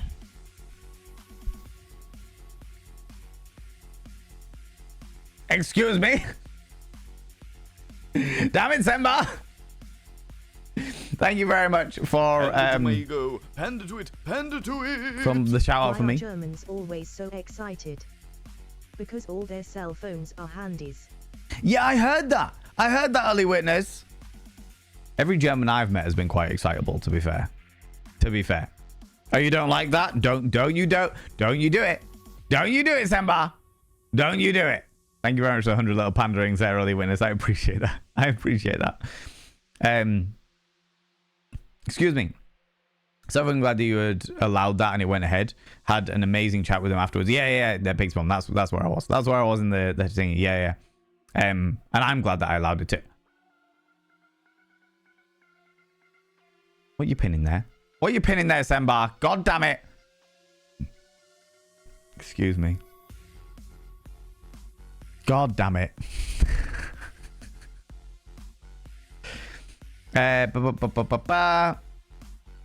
Yes. 6 months. What? Yeah, thanks. Yeah. Griffrix. I'm a cis white man as well, and my wife recommended that I listen to an audiobook called White Fragility. I found it very educational. It helped me much in expanding my perspective and making me aware of problematic actions I have unknowingly done. Griftrix, thank you very much for the recommendation. I really, really appreciate it. This community has made me very aware of, not in a like problematic things, but like in a very gentle way, being like, hey, what you're saying is problematic and these are the reasons why. And I'm like, oh shit, touche, cool, let me rearrange my perspective 110%. But thank you very much for the recommendation. I appreciate that. And I'm glad that you are able to like take that on board 100%, because I know full well that there's plenty of people out there that can't.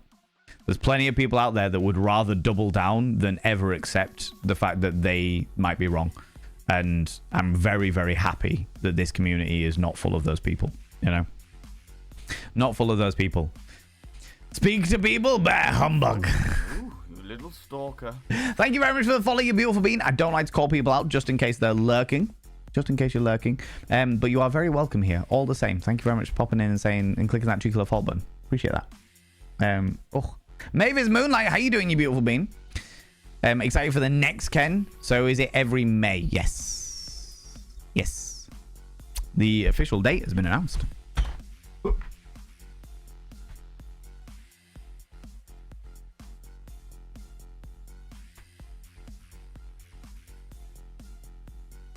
There we go. The save the date. Save the date. And then our Halloween show. Devil's Parlor. There we go. That'll be going on the social medias in the next week or so. But yes, yeah, it will be. We used to do 2 a year, but neither myself nor the rest of the Ken team have the capacity at the moment to do more than 1 a year. Especially with us now doing the Halloween show. Panda to it, panda to it. So one could say Ken comes every May. Maybe. The one could say Ken comes every May. Yeah, that's right. Just once a year, one giant come. I mean, one giant event.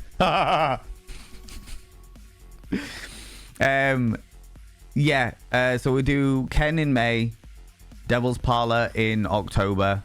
I am doing a special. I'm doing a film festival in October as well. October is going to be another busy month for me. I'm doing a film festival in October. And I think I'm also doing another Star Spangled Cabaret in October as well. That might be the end of September, but it's October time. And then we're looking at potentially doing a third Cult of Vane Cabaret that'll be a completely different theme to Devil's Parlor and Ken. And then on top of all of that, I'm also debating starting up a theatrical piece. Actually, not even doing... September's doing Les Bonanza as well. Yeah, so I'll be hosting that, the Les Bonanza, in September. Oh, yeah, of course it is, Rach. I literally confirmed it, the date with you earlier today. What was I saying? Yeah, on top of all of that, I'm looking into doing a theatrical piece where I'm not even gonna act in it. I'm literally gonna direct the whole piece and then send it off on a tour. That's my plan. Anyway, that's my plan. It'll be a good one if I can get the rights to it. If I can like afford the rights to it and work out how to make it work, then it'll be worth it. You know. Also, how you doing, Mavis Moonlight? Max Wattage, hello, you G Devil. Won't they think of this soap dispenser? Oh, Max Wattage, I know exactly who it was that ripped the soap dispenser. It was about fucking 4 years ago now, and she was very, very coked up. This young lady was very, very coked up, and she just walked into the main room carrying the soap dispenser, and I was like, what the fuck are you doing? And she was like, well, you know. And I was like, no. Not a fucking chance. Thank you very much. Give me the soap dispenser. See if we can attach it back to the fucking wall. God damn it. Fucking liability of a human being. Fortunately, we could. Otherwise, she would have been charged for repairing the fucking soap dispenser. You know? I think you mean Ken you? Oh my god. I think the only issue I encountered at Ken was that the disabled loo was locked. There must have been somebody in there, Pixie Bomb. There must have been somebody in there. Or they may have had some kind of like overflow situation or something like that. Because it was definitely open when I was like wandering around and stuff after the event. Because I remember passing it a couple of times and having a chat with somebody outside it. So there must have been somebody within the accessible toilets. Waddle's on in here. How you doing? Eris told me happy World Dracula Day. It's World Dracula Day today in May. Okay, all right, interesting. Including a house, a park, whatever. I mean, why not? Why not? Hit an end too soon. Asked the bar staff and they unlocked it for me. Oh, that's odd. That's very odd. I will have to ask the bar staff. I need to go in and see them anyway about like giving them their money, you know. But yeah, interesting. I'll ask them about that. Thank you very much for bringing that to my attention, Pixie Bomb, because there's no reason to my knowledge that they should have locked the toilets, the accessible toilets, especially as we have so many people that need the accessible toilets in our Ken community. Do you know what I mean? The Kenship. Mimics as a dead body is evil and fun. Oh, I can imagine. The Fantasy D&D 2, there was another monster, which was a monstrous gazebo. In the last D&D game that I played, we definitely entered a house that was just a giant mimic. We all walked into the house, and then the house just started chewing us. Even funnier, make them not the villain. Oh, yeah. Pretty sure there's a mimic and there is a ghost ship and a mansion. Yes, there's definitely a mimic that's a ghost ship. I've seen the scales of mimics as well, where it starts as like a sword, and then the sword in the stone, and then the cave but with the sword in the stone, and then the mountain that the cave is in with the sword in the stone, and then the entire valley, and the eyeball is like a giant lake and shit, and it's just like the different age levels of mimic. Can you confirm how goblin-like and spindly certain parts of Valen's anatomy is? It's a spindly goblin cock. Yeah. Coiled like a corkscrew. Fortunately, I pack the nethers so nobody ever gets like a full view of the coiled nature of it, because it would be terrifying to most people. Do you know what I mean? I don't want to give people nightmares while they're dreaming of me. Do you know what I mean? Edging an audience for a whole weekend, Ken, is very cruel. I approve. Jonja. Yeah, exactly. That's exactly what it's about. It's exactly what it's about. For sure. Actually, while I'm here, can I get a shout out for the wonderful Astrocon, please? I would appreciate that. Read a story a while back about a mimic that wasn't your typical mimic. Makes a good story. It's people go check out my dear friend Astrocon. If you like my voice, this guy's voice is smooth with a capital smooth. Smooth with a capital smooth. Isn't maybe being a person as part of the body basically the plot of the thing? Yes. Oh god, yeah. It's great. And also, what's that anime called? Parasite? Help, I'm being acknowledged! You are. Embrace it, you fuck. A single thank. I will take it. A trademarked thank. Jam Jar. You know? Capital smooth. Exactly. And a TM. Exactly. Trademarked thank. It was an absolute pleasure to be there. Have been to many different shows around the country, but none compared to the show your performers and the staff put on. Such a welcoming atmosphere. We'll definitely be back. Phoenix Defense, that is my withered husk of a heart. Thank you so much for saying that. I really appreciate that. I really appreciate that. God damn it. Yeah, I appreciate that. That means a lot. That means a hell of a lot. We do our best, you know. So excited, still got to load up the operating system, but actually build is done. Huzzah! Microwave and water is quite dangerous. If it's superheated and then disturbed, you get a steam explosion. There you go, see? Nobody wants a tea explosion. Do you know what I mean? A tea steam explosion, even better. It's the interesting invisible line where the costume is and just what the person wears. Yeah. That's it, and like body paint festivals and shit like that, so you know. Indeed, because I was in an ambulance and then you came up in conversation because one of them misheard my profession as adult websites. Astagon, I realize that I'm gonna keep circling back to this, all right? I'm gonna keep circling back to this, but so you were in an ambulance, and I won't ask why, because that's between you and whatever like you would like to share. Do you know what I mean? If you don't want to share, that's perfectly fine. But you were in an ambulance, and one of the professionals overheard your profession as adult websites, and suddenly I came up in conversation. Can you elaborate a little bit more? They misheard it as adult websites, which is completely understanding. But then you were just like, oh, no, that's Valen. Oh, no, that's not me. That's not me. That's my pal. That's my pal that does that shit, you know? It's all good.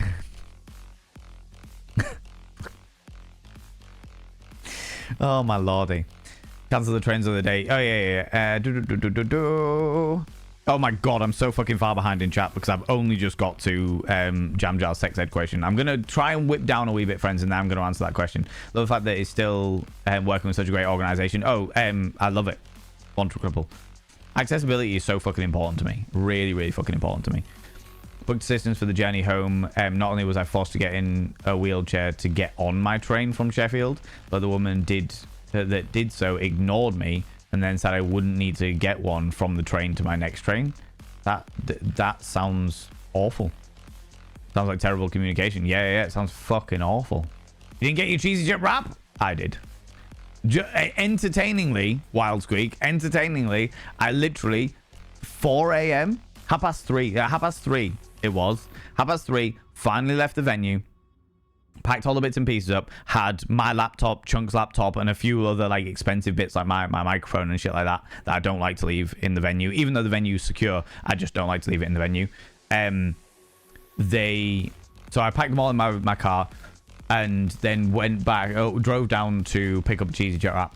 And I walked into the thing. It's still covered in makeup, covered in glittery makeup and fucking spangly jewelry. My skinny leatherette jeans, big high tops, and my white Twitch hoodie is all I was wearing at the time. And there was some aggro going on, and I was just kind of trying to ignore it or what have you. And I went up to the counter, and the guy went, "You all right, boss?" And I was like, "Yeah, thanks." And I was just about to open my mouth to give him my order, and he went, "Cheesy chip wrap with ketchup?" And I was like, "You fucking legend. Yes, cheesy chip wrap with ketchup." And he was like, "You are easily somebody to remember. Cheesy chip wrap with ketchup." And I was like, "You fucking legend." I only pop in after shows. I literally go do a show somewhere, drive back to Hull, go into the same fucking takeaway because it's the only place that's open by the time I get back. And they're like, "Cheesy chip wrap?" I'm like, "Fucking bang on. Bang on. Yes, it is a cheesy chip wrap. Thank you very much." The woman ignored me 3 times when I said I can walk. I just needed help with my bags. Got a wheelchair, got me worked up because she went and got the chair regardless, and then ignored me when I said that I did not need it. Got off in London as I can bloody walk. I'm faster than most of them. Yeah. That sounds like such a fucking pain in the ass. Such a pain in the ass.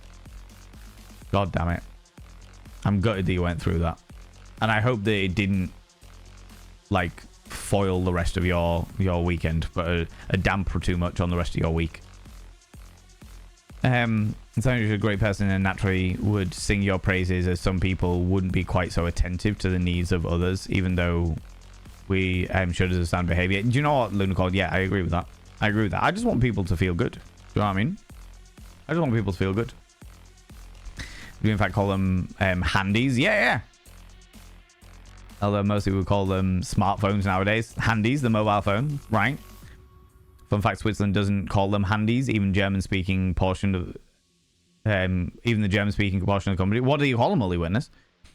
People who can't read white fragility with an open mind are the ones that are literally displaying the topic of the book. It's brutally ironic. Yeah, I can imagine. I can imagine Griffrix 100%. Booking it when I get into work tomorrow. Thank you very much. I appreciate that. I appreciate that. Recommend Devil's Parlor. Really enjoyed it last year. Thank you. I really appreciate that. I need to sort all the performers out for that, because I need to get the Halloween's always a busy time for performers. So if I can get them in early, get a couple of freak show acts, see if I can get a good gruesome sword swallower or something. You know what I mean? Yeah, now. A Midsummer's Kink? Why not? Why not? Better than a Midsummer Murder, I suppose. Beach Party? Oh, God, no. God, no. I would hate to get sand in my latex, you know? Ain't too bad. Went for a shower at the gym and treated some cookie dough ice cream. Love this. Love this. Round hole, it'd be knee-deep tidal mud for the Humber Estuary. Rather smelly, not so pleasant. Yeah, that is true. Absolutely true. I remember when the boy was like, can we go to the beach? And I was like, yeah, but the beach near here is just mud. And he was like, what? I took him down that way and he was like, ugh. Does anyone ever go down there? I'm like, no. It's just grim, you know? We had a guy rip a hand dryer off the wall, and then following week complained that there was no hand dryer in the joint. Jesus Christ. What a penis. What a bloody penis. The Farm Festival. No, Film Festival.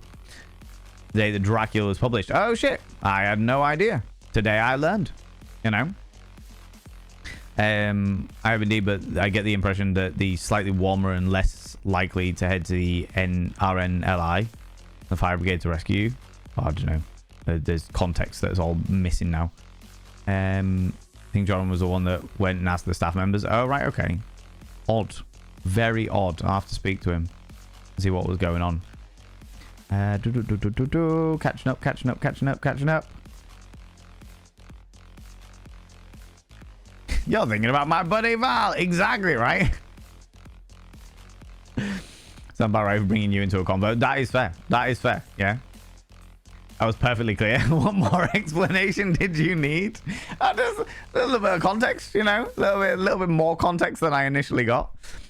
An ambulance staff would have loved that, though. They'll be talking about it over the radio. You never guess what I heard.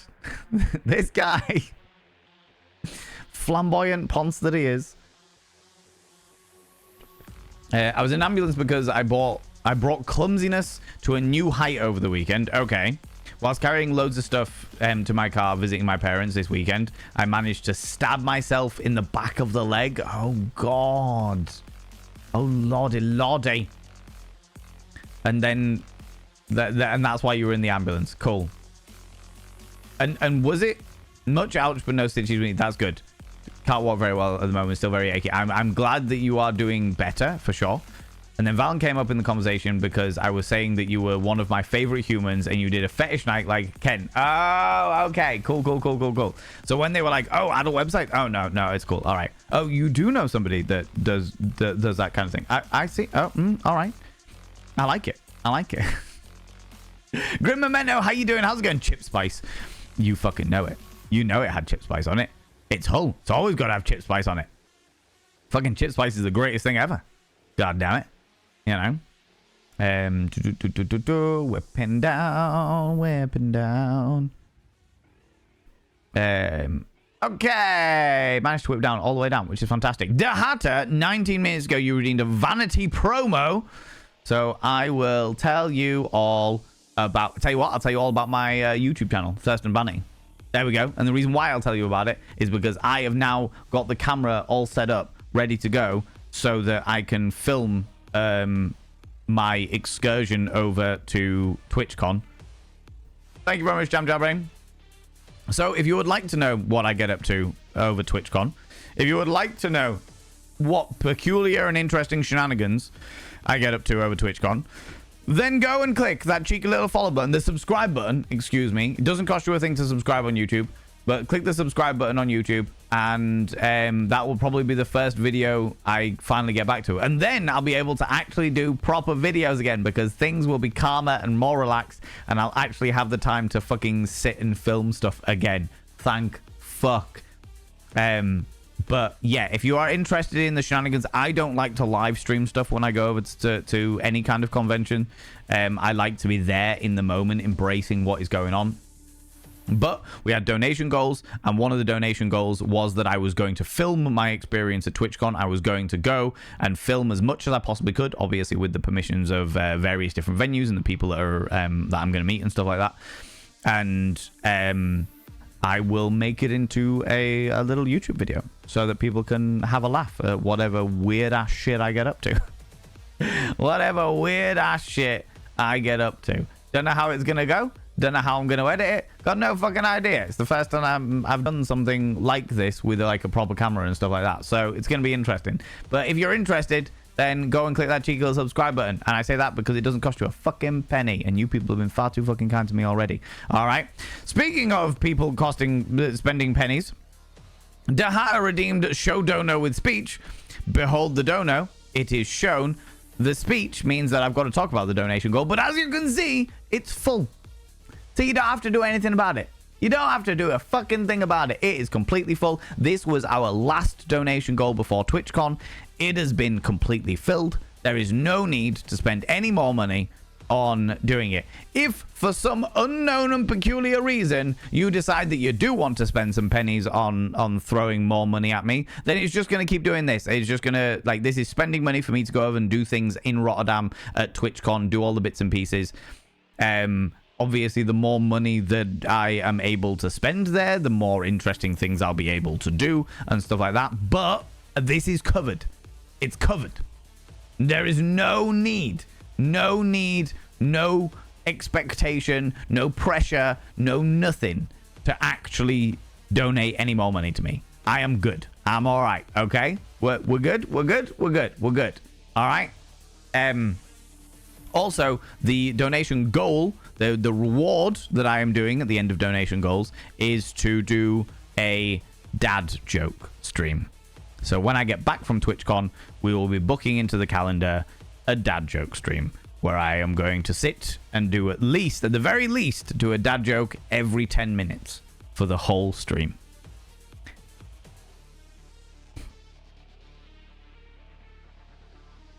This is my life. This is my fucking life. All right? This is my fucking life. God damn it. Now, 30 minutes ago, the glorious Jamjar Brain redeemed a Ask Vala Schmex question and has waited patiently for me to answer the shenanigans. All right? Latex, lace, leather, and similar styles of clothing. What in your mind switches it from a costume to an outfit / how someone dresses? How do you mean? Like, the difference between it being a costume to being sort of like oh, I suppose that's the difference between like a costume and an outfit, isn't it? A costume is there for show, to be a person that you are not, like cosplay, for example. Whereas, yeah, I think for me, if you are becoming somebody that you naturally aren't, then it's a costume. If it is an expression of yourself, then it is an outfit. I mean, that's the key thing for me. Is if somebody isn't naturally dominant, for example, but they are like, right, I've got a job as a dominatrix, because they, even though they might not be naturally dominant, they might just be very talented at being dominant, then that would be a costume. They are putting on the costume of a dominatrix in order to fulfill the fantasies of their paying clients, you know? Whereas somebody who just naturally is a dominatrix, that's just their outfit. Because they are they're just a dominatrix person. Do you know what I mean? And I think that's kind of the same in regards to like kinks as well. If you are wearing something because The difference when you're talking like sexuality side of things, for me personally, the difference is whether you're into it or not. If you are putting on an outfit because you know it's going to please your partner and or partners, then it's a costume. If you are putting on an outfit because it makes you feel sexy in and of yourself, then it's an outfit. Yeah, some people use the word costume to help them feel more comfortable. Yeah, I can understand why they would. And if that's what they choose to, the word they choose to use, I'm not going to disagree with it. Do you know what I mean? But that might just be a way that they separate themselves out from their own desires. You know, they're like, oh, I'm not completely into this thing, but I'm gonna wear it for a bit, you know. You know. So yeah, in my mind, and obviously that is entirely open to interpretation depending on who you are and what kind of person you are, and what your own interpretation is on it and what have you. But I feel like for me personally, a costume is you are playing a part in some way, shape or form, whether that be cosplay, whether that be fulfilling a role that isn't natural to you. I very much saw like my fucking suit that I wore to an office as a bit of a costume, because I am not a corporate person. Do you know what I mean? But I needed the money and was working there, and it was like, that's more of a costume to me. Some costumes are uniforms. Yeah, exactly. Whereas doing this stuff, doing all the stuff that I do on stage, that's just me. I don't really ever refer to like my stage outfits as costumes. They're just my stage outfits, because that is just a cranked up version of myself. Do you know what I mean? Some uniforms are outfits too, most certainly. Most certainly. I think that's down to perspective more than anything else. That's down to perspective more than anything else, for sure. Have you got like an estimated healing time, Asticon?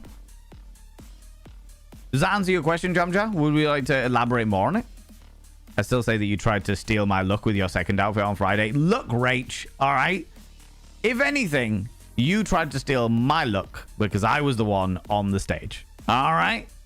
It was a beautiful strappy number with sexy, very sexy boots. Very sexy suede style boots with leather detailing. Who wore it first? Technically, you. But that is only because you didn't have 3 costume changes. All right?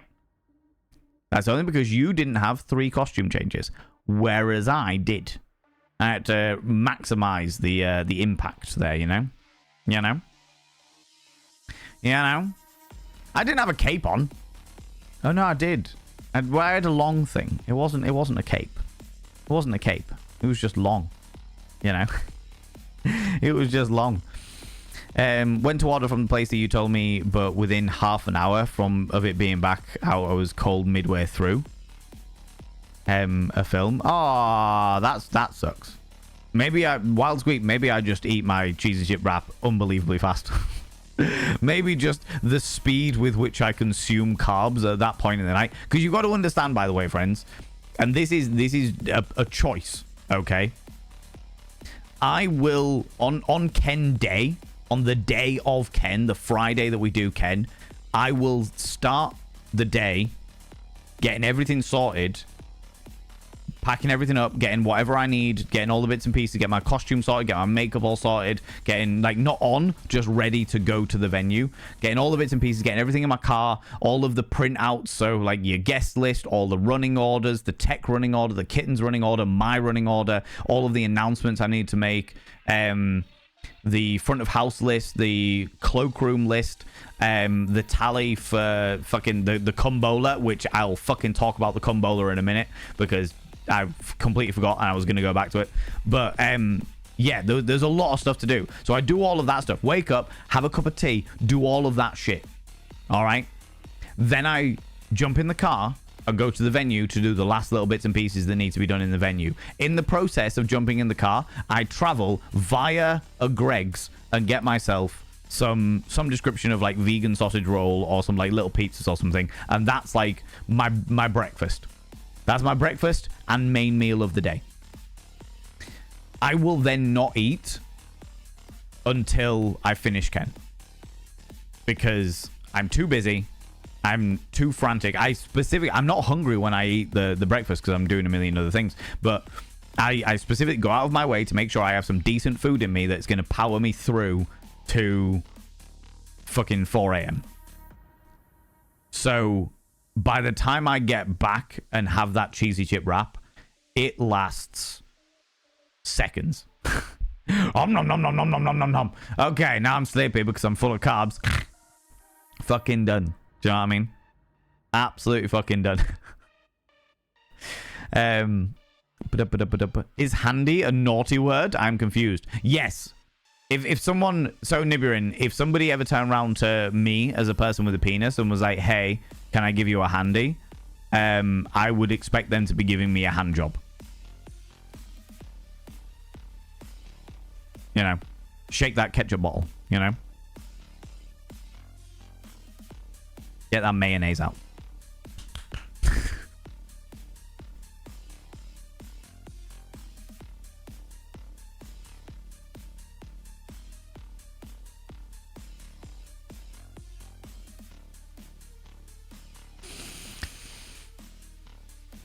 Ah, my life. My life.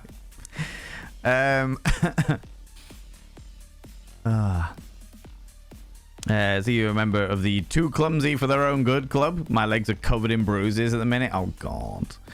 Yeah, hand job somewhat naughty. Handy tends to be the shortened name for a hand job. Yeah. How's you? Doing very well. Thank you very much, Mavis. I've had a great weekend. Ken was fantastic. The pack down didn't take anywhere near as long as I was expecting. The new layout was interesting. The one thing I will say was a bit wild about it was once doors had opened, we couldn't find anything. Because we changed everything around, so we just couldn't find anything. It was just like... You know when you're so used to... We've done the same fucking show for so many fucking years. And so you put this box on here, you unload these things, you put these curtains up, you do all these bits and pieces, then you take the box and you put that in the little room upstairs where you know where it is because it's always that thing. But because we changed everything around, it was like, cool, I have put up these curtains, I've done all these bits and pieces. Later on, I need that thing from that specific box. From box A, I need to get gaffer tape, whatever. Where the fuck is box A? Shit, where the fuck is box A? Has anybody seen box A? I can't remember where. Like I put up the curtains, but I don't know when box A went because it didn't go to the normal place because we changed everything around. So that was a bit of a pain in the fucking hoop. But yeah, it was a thing. It was a whole thing. But other than that, it was all right. It was good. The tombola we did though, that was fucking batshit. That was fucking batshit. I was not prepared for that. Lots of money was raised for charity, which is great, which is absolutely fucking excellent. I put you in direction of another wheelchairian blessed performer I know. Please do. Yeah. I mean, you haven't, to my knowledge, One True Cripple, unless you have, and I've just completely forgotten because life is chaotic and shit. But please do. Got a tetanus jab too for safety. Safety first. You know. Good news though, I have great blood pressure. Fantastic. I'm very glad to hear that. I'm very, very glad to hear that. Maybe that's because you normally have crap blood pressure, but because you were talking about me and my fetish nights, your blood pressure skyrocketed a little bit. Astacon. Maybe. You know? Thank you very much, Jamdar, for putting out the link to my YouTubes there. More spending money means you could do more stuff in Rotterdam or anywhere else, Liverpool or Rome. Yeah, exactly. Or anywhere. Rotterdam or anywhere. Liverpool or Rome. Because Rotterdam is anywhere. Anywhere alone. Beautiful South. Came from Hull. Literally came from my hometown. Amazing. Can't wait. Yeah, it's going to be good. It's going to be good. I was already here just playing more Monster Hunter. Kiara, how you doing, you beautiful being? Welcome on in. One True Cripple. Come here, you cheeky devil. Come here, you. What do you like, Clem? Cheeky kisses, you beautiful being, you. You beautiful individual. Outfit is more comfort. Costume is more show. That sounds linguistically sound to me. Yeah, but I wouldn't, like I said, for me, I wouldn't ever say that, like, my stage outfits were costumes. Filthy, I tell you. Filthy. No, they're just cleaning each other. Not even that. They're just cleaning each other. Stop it. Good Lord. Voyage Base, thank you. How you doing? How's it going? Thank you very much for the 69 little panderings. I appreciate you. Wish I could afford to dress myself to where I felt sexy. Okay, all right, okay. You've opened something. You've opened a can of worms there, Wanderer Cribble. How's it going, Bye Tudor? How's it going, Zeebs? Oh my lordy, all these beautiful people coming in here now. Outfits are like bangles. I've said this about makeup before, but I don't think I've ever said it about outfits. Outfits are like bangles. Makeup is like a bangle. What do you mean by that, Valen? Well, let me tell you, chat. So a bangle, not the band, no, just a bangle, a bracelet is an accessory to the main outfit. You wear a ring. I wear these earrings to complement the rest of the outfit. I wear this belt to complement the rest of the outfit. You know? An outfit is there to complement your natural beauty. Your natural sexiness. You are sexy regardless. You are. You don't get a choice over this. I've literally done an entire YouTube video on this shit. All right?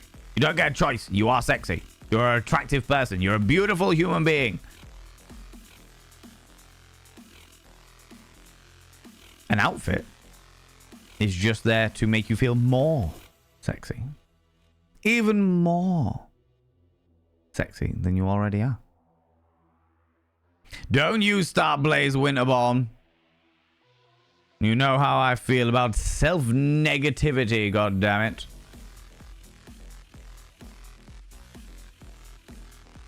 You are way more handsome than I, though, in your opinion. There are lots of people out there that do not think I'm attractive in any way, shape, or form.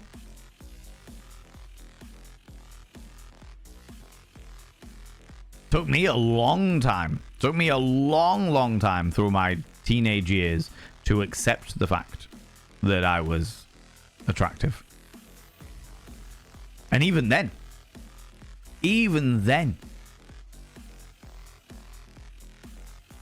there are still moments in my life where I'm like, Jesus, you know, just, oh, look at the size of that forehead. Look at your horrible teeth. My teeth are perfectly healthy. They're just genetically fucked. There are many aesthetic flaws to my existence. Many of them. That doesn't mean I'm not attractive, though. And the same goes for all of you. I am sure, I have absolutely no doubt at all that every single one of you looks in the mirror and immediately sees their own flaws. You see the things that you don't like about yourself. You see those things that you just fucking hate. You're like, oh, for fuck's sake. But that's because you only see the things that you don't like. You don't see the full picture. When you look at me, when you all look at me, when you're like, oh my God, look at that Valen guy. Oh my God, he's beautiful. You look at the full picture. You're like, the dynamics of my makeup in relation to the earrings, in relation to my outfit, in relation to where my hair's done, in relation to where I'm sitting, in the relation. You see the full picture. And you're like, my God, Valen Vane, he's an attractive guy. Look at him. Sexy man. On the internet. Love this. Yeah, that's fantastic.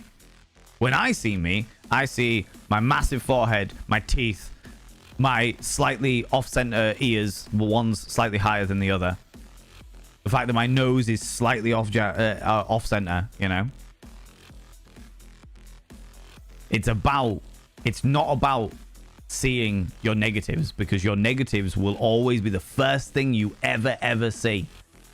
When you look in the mirror, the only thing you're going to immediately see is all of your negatives, because society is built for us to immediately identify the things we don't like about ourselves. Why? Because if we don't like something about ourselves, we're more likely to spend money in order to try and fix it. Either spend money to give us the dopamine because we feel better about ourselves when we've got dopamine, or to spend money on literal beautification to make ourselves feel better about ourselves.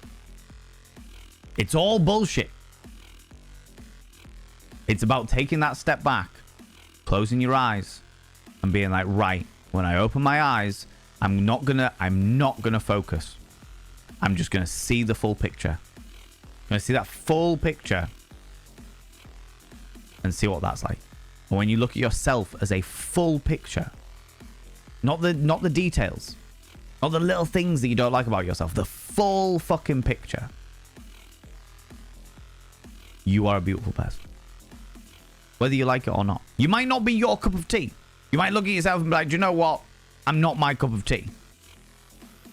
But that doesn't stop you from being beautiful, because there are 8.5 billion people in the world, all of which who have a very different view on what is aesthetically beautiful. Which means that you don't have a choice. You are beautiful. And I can tell you a fucking anecdote about this shit. I can tell you a story from my own life about how I know this to be true. All right? When I was working in the pharmaceutical company, I had a couple of Indian co-workers. Really, really nice people. Very respectful and beautiful people who I loved very, very dearly. And we were talking about attraction. We were talking about physical attraction, about again, in a respectful way, not in an objectifying way, just in a what kind of thing appeals to like me personally, what kind of thing appeals to them personally, and a couple of other people in the office. How's it going, Tinks? How you doing? Of all genders, we're having an overall conversation, you know. And the things that appealed to me confused the fuck out of my Indian co-workers. Because at the time, I was like, the partner that I had at the time, I was like, I'm very much like this. She's got these things. These are the things that really appeal to me. I find her a very, very attractive lady. And the kind of thing that they were attracted to was very much the chav aesthetic. Bleach blonde, like tracksuit, big gold earrings and stuff like that. Things that I, in my personal perception, couldn't imagine as attractive in any way, shape or form. And that really clicked in my mind, where I was just like, everyone has a different view on what is attractive. Every single person in the world has a different view on what is attractive. And I thought back to when I was in school and when I was like a teenager, and the people that, like the other students when I was 14, the people that were in my class that I was like, oh, got a bit of a crush on them. Oh, got a crush. Oh, yeah, they were great. And people would literally turn around to me, oh, God, Val, I can't believe you're like them. Oh, God, no, they're not attractive at all. And I'm like, oh, well, I really like them. They're real pretty. Oh, I wonder if I should go say hi, you know? And it was just like, yeah, I found them fucking stunning. But my friends didn't find them stunning. And then they got with people, and I'm like, I don't understand what you find appealing about this person, but they found them super fucking attractive. And I was like, it all makes sense when you take a moment to stop and just broaden the horizon a little bit and be like, do you know what? Everybody's beautiful. You might not be beautiful to yourself. And that's okay. But that doesn't stop you from being a beautiful person. That doesn't stop you from being aesthetically beautiful. Because there are not even just one person. There are a myriad of people out there that will look at you and be like,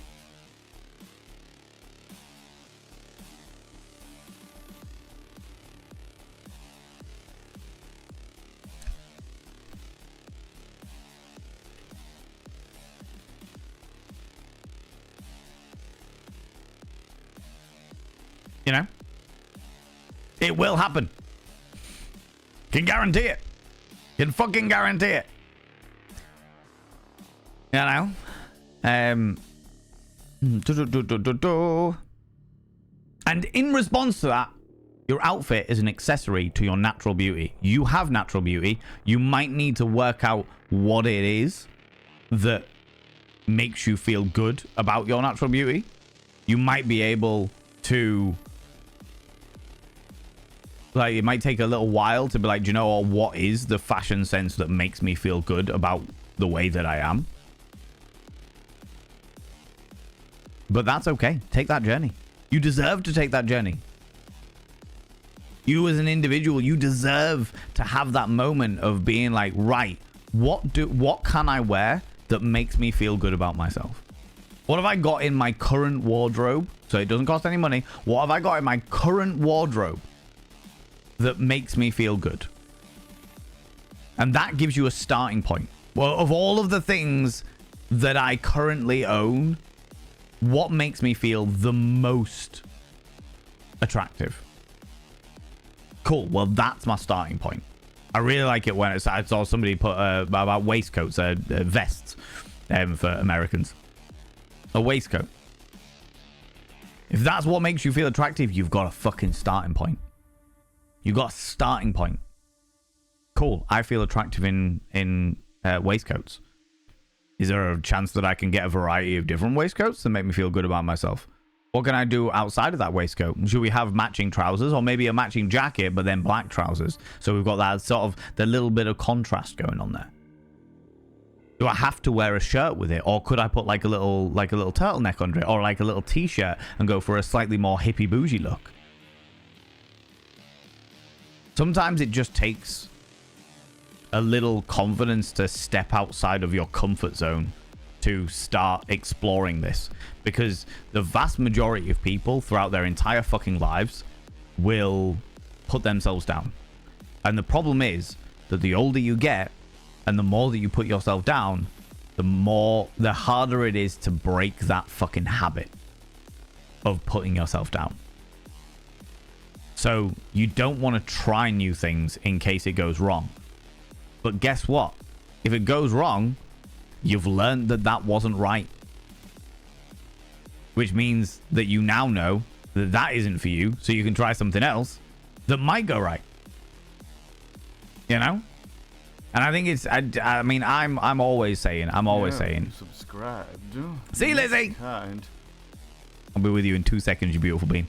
I'm always saying that I won't have people fucking naysaying themselves. I won't have them putting themselves down in this chat at all. I will not have it by any stretch of the imagination, because a lot of it comes from societal brainwashing. It's not that you're unattractive, it's that you've been conditioned to believe that you're unattractive. Because human beings are like that. Society wants to control you, and society can only control you if you have insecurities. Insecurities about your appearance, insecurities about your relationships, insecurities about your job, insecurities about your standing in life. The only way that a capitalist society works is if you constantly want something more. The unattainable beauty standards, yeah. But I, as somebody who has worked in the modeling industry, the burlesque industry, and the knows many people who work in sex work, I can tell you right fucking now that every single one of those people that fall into the beauty standards all hate the way that they look. They hate the way that they look because they look at themselves in the mirror just like you do, and they see all of their negatives. They see all of the things that they're not happy about. First and foremost, that's what they see. Because every single one of us does it, because we are all conditioned to do it. And I'm exactly the same. I do it as well.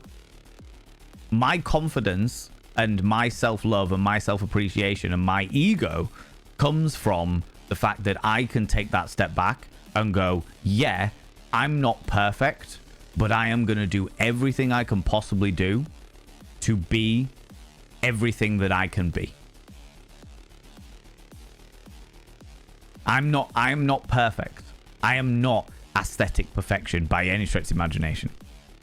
But that doesn't matter. What matters is that I accept where I'm at. I accept the fact that I am not going to be happy with myself in many ways.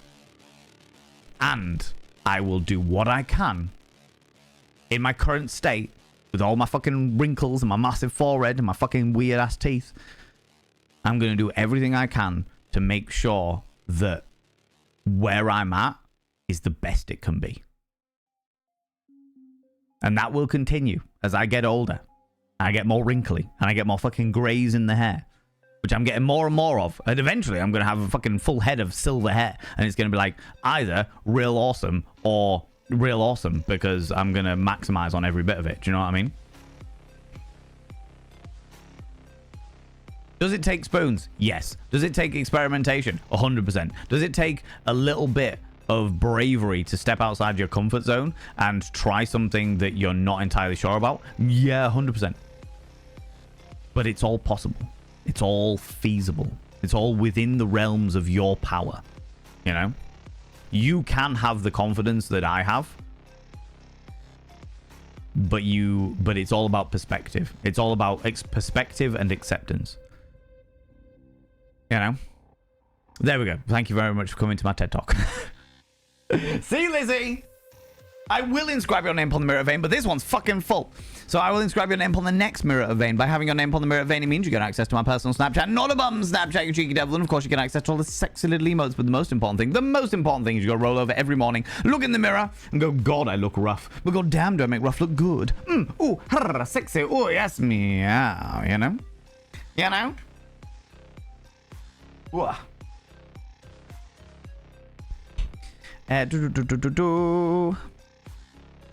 Experiencing some very mundane way at my friend's wedding over the weekend. One of the guys there was saying how he hated wearing smart suits and stuff as he felt uncomfortable. His wife suggested that he treat it like a costume that he was wearing for an event.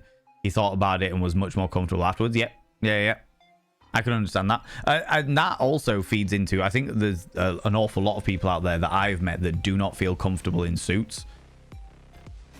And not always.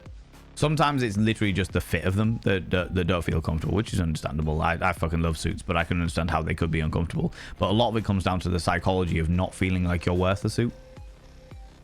And I fucking hate that. Because everybody is worth it. Everybody is worth it. Have you dressing on for 5 days, keep the tape stuff on until it's healed. Oh, Jesus. So it was quite deep then, Astacon, even if it wasn't stitches and stuff. Jesus Christ. Varren clearly took inspiration from great ideas and fantastic looks. How dare you? How very dare you? I didn't take my entire wardrobe to Ken. I think you have some explaining to do. Why did you steal? Don't you start me, all right? Rach stole my outfit. Rach obviously knew that I was going to wear something beautiful and strappy and was just like, right, I'm going to get on this as well. You know? Can't help herself. Can't help herself. I am a fashion icon after all. Oh, you know. I think my next question was mostly from a curiosity, as I found any of my choices of clothing for either bedroom or events like Ken are just clothing that makes me feel comfortable. I choose to wear normal clothes mostly and make day-to-day more manageable. Yeah, but then Jamjar is just an outfit. If you feel comfortable in those clothing, even if it's like you wore like a leather kilt at one point and like other bits and pieces that I won't go into in case you're not comfortable. I know you're usually quite an open person, but I don't want to like out your outfits. Do you know what I mean? But like you're comfortable, yeah. So you were wearing like that net top. You looked fucking excellent. The icon, the image that I'm immediately remembering was the kilt and the net top. And you looked great. You looked absolutely fucking fantastic. But just because that isn't normal clothing doesn't mean it's any less an outfit. You don't wear it day to day, but it doesn't mean it is any less an outfit. It's still an outfit of yours. You feel very comfortable, and it doesn't feel like you're performing or being a character. You're just yourself. You know, in my view of things, I would see that as just an outfit. You know, love my cape. Part of my body confidence and acceptance journey, my outfit was basically lingerie, and the cape meant that I could give myself coverage if I had a confidence wobble. Yeah, exactly.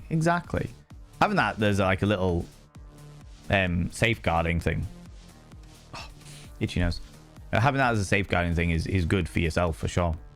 Did try to steal the look, but my boots are superior. I did like your boots. It has to be said. Capes are also badass. Agreed. Completely and utterly. Greg's appears to be from the mist with the sign of sparkling, accompanied by magical music and angelic chorus.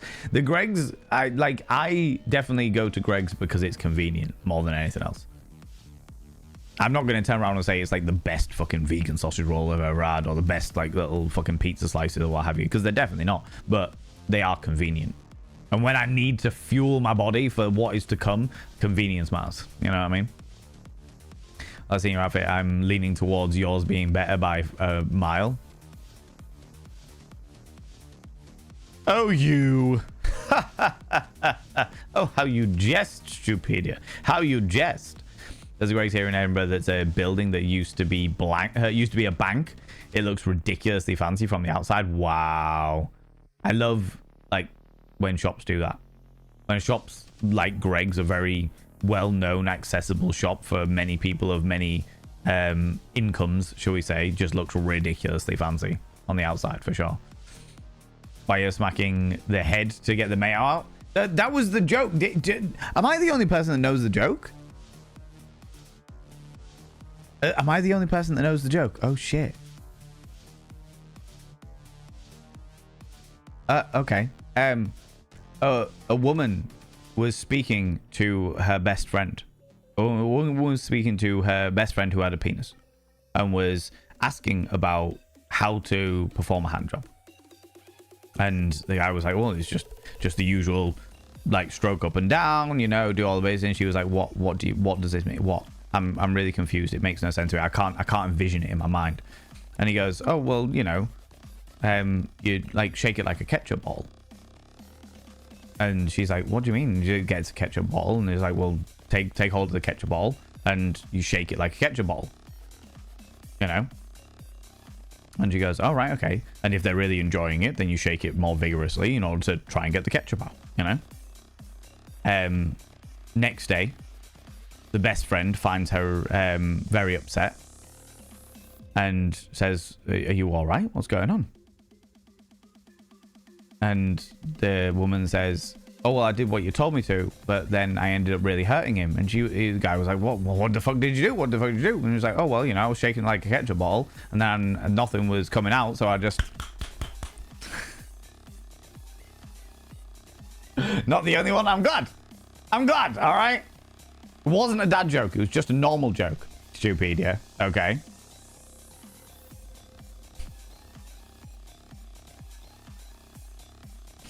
All right. There you go. That was yeah, like 20 years ago. Yeah, that was one from my teenage years. That was one from the fucking vaults. You know what I mean?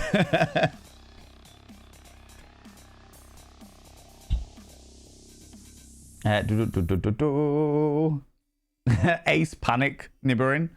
I was about to say, being asexual does not mean that you are any less beautiful. You can be beautiful in a platonic way, 100%. You don't have to be sexy. You can be beautiful in a platonic way, for sure. Thanks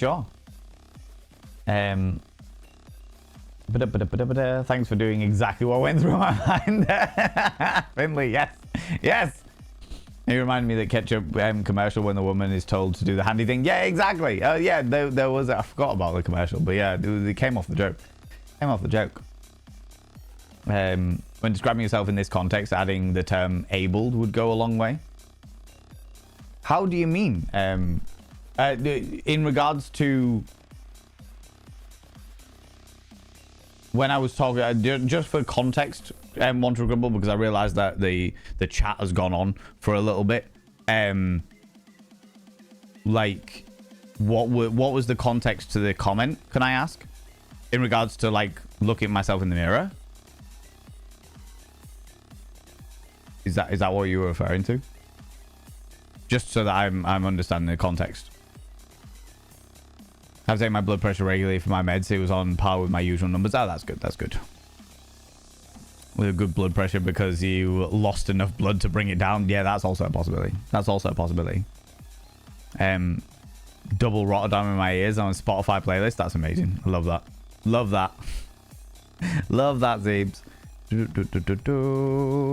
I kiss your face regardless. I would very much appreciate it. Lux, how you doing, you beautiful being? How's it going? Oh, no, because you talked about the band. So that was where I started the Bangle conversation. Yeah, so if you give me a little bit of context as to what you mean by describing myself, adding the term abled. Because I was speaking to, and the reason why, and this isn't a criticism, this is me just trying to learn and understand. I had heard from people, from some friends of mine that have got disabilities, they asked me specifically not to use the term able-bodied or abled,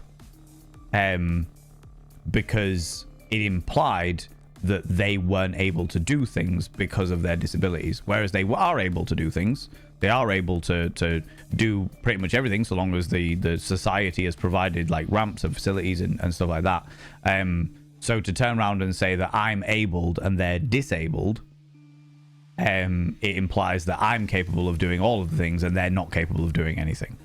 But I'm willing to be told otherwise. I'm willing to be educated. So yeah, a little bit of context would be wonderful. Thank you very much, friend.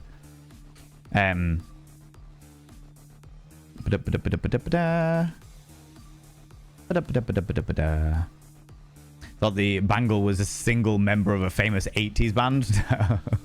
Not the Bangle I was referring to. There is a bangle is like a bracelet. You know?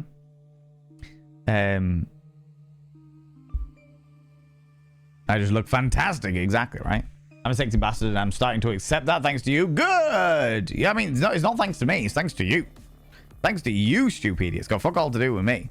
You are the people that are doing this journey yourselves. Do you know what I mean? Yeah, sure. I might be inspiring some of that journey. I might be influencing it or pointing you in the right direction, but the journey is still yours.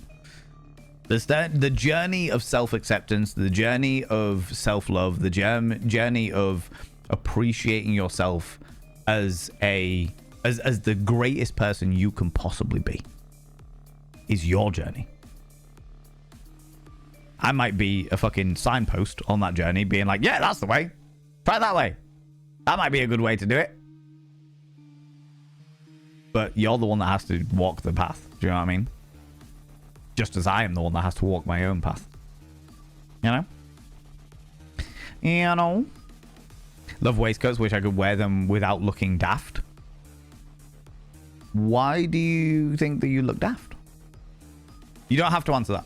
You don't have to answer that if you don't want to answer that. It's perfectly fine. But waistcoats look great, but I think that a lot of waistcoats look great in reference to whatever else you're wearing. You know?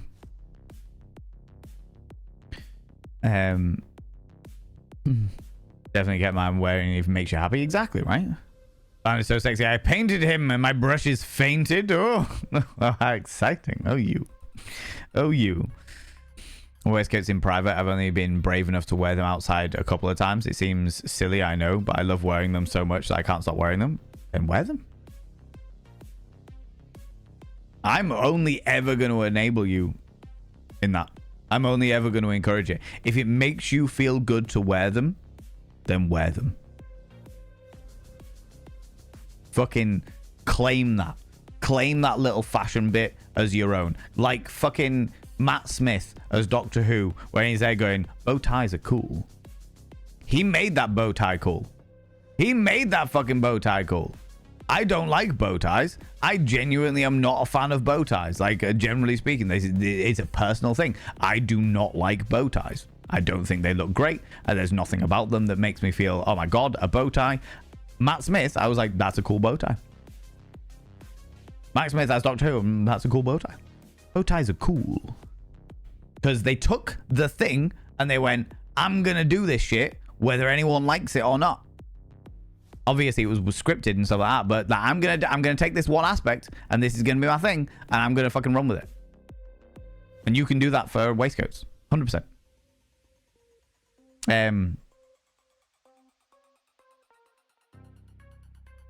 Okay, hold on. Context. When you're describing yourself as a sit white person, use disabled cripples as reclamation. Yeah, no, entirely fair. So, would you prefer that, like, when I'm specifically talking about like issues in relation to disability discrimination and stuff like that, like saying that I am a cis white abled man, would that be better for you? Because I mean, it's entirely valid. It's an entirely, I'm not a disabled person. So it's an entirely valid thing to add within that. But I just want to make sure I'm doing it right. That's all it is. You know what I mean? That's the reason why I haven't included it in the past, especially when we've been talking about contexts around disability advocacy and the prejudice against disabled people and stuff like that. The reason why I haven't used it before is because, like I said, I've friends of mine who have disabilities have asked me not to. You know, if you talk about yourself, describe yourself as cis white abled person. Okay, no worries, no worries. I will attempt to do so from now on, but please, by all means, call me up on it again in the future. Call me up on it again in the future if I forget for some reason or what have you. You know, as always, I will always do my best, but I know that I am gonna get things wrong at times. You know. You know, love that. Thank you. Well, I mean, if it makes you feel more comfortable, 100%, and it's also accurate. You know, it is more accurate for sure. Might not be your type, but you can't fuck yourself anyway. I mean, I can try. And love you all. We love you too, Want to Regret Well. We love you too, you beautiful bean. Just returned after a failed night out in Liverpool. And what just happened? Terrified is the only word I'll use. Tinks. If you need, there's an entire section in the Discord called Vent and Rant Space. If you need to just get shit off your chest, all I ask is that you put spoilers to trigger warnings in case it's causing issues or what have you. If you just need to get shit out, you just need to throw it all out there. Spoiler the thing. Put the trigger warnings.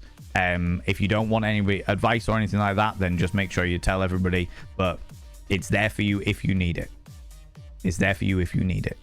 All right. If that is not where you're feeling right now, then allow us to be a delightful fucking distraction for you. All right. Whatever it is that you need, whatever it is that helps you, you know, and very much digital hugs if you are consenting to them, for sure. For sure. I'm not by any means, but you know. If we all like the same thing, the world would never develop. It would also be real fucking boring, Zeebs. It would be real fucking boring. If every human being in the world liked the same shit, the world would be boring as fuck. It would be so fucking shit. We'd all live in beige houses. Fucking shit. I feel pretty, but working on the confidence in my chair and rocking the buzzcut style, yes. On board it. On board it, Mavis. I encourage and enable this shit.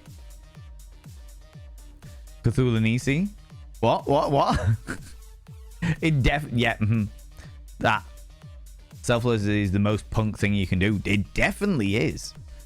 You wanna talk about fucking standing against the system? You wanna talk about like fighting against capitalism? You want to talk about fighting against society and anarchy and punk and shit like that? The most punk thing you can do, the most anarchy that you can cause, the most anti-establishment thing that you can do is love yourself. It's true. It's absolutely true. Nibirin, fucking nail on the head there. Absolutely. Embrace the natural look a lot more because skin conditions, but starting to love me gradually. Good. As I said a moment ago, makeup is an accessory. When I wear makeup, I wear this makeup to accentuate the bits that I want to accentuate. I want to accentuate my eyes with this dark thingies. It makes my eyes fucking pop. Boop. Makes my eyes pop. When you look at it, it's like, okay, cool. I'm going to make this sort of blank sheet of my face. Get a little bit of contouring going on. Powder it out so I don't look like overly moist, you know. But actually,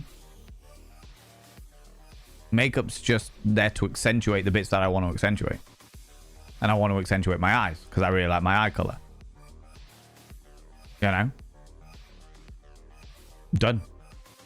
It's not there covering my face. It's not hiding me.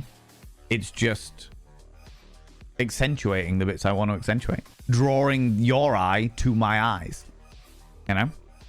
How's it going, Persephone? And Midgarder as well. Hello, you cheeky devils. Good for you. Be your best. Also, grey hair is fabulous. I'm embracing the grey hair. I have an interesting dynamic because on my dad's side, so on my mum's side,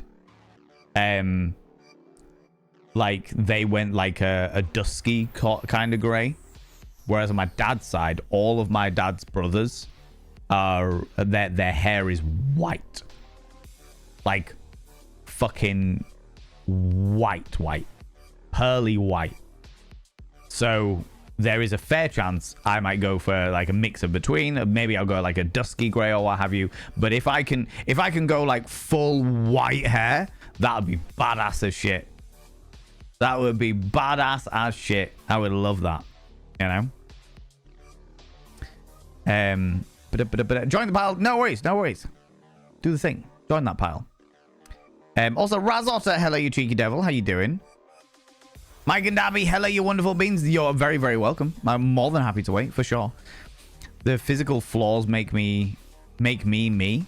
Scars, pudge, stretch marks, etc. But I'm someone with the idea of what I can love. 100%. And do you know what, C. Lizzie? That's reminded me of when I was 13, 14.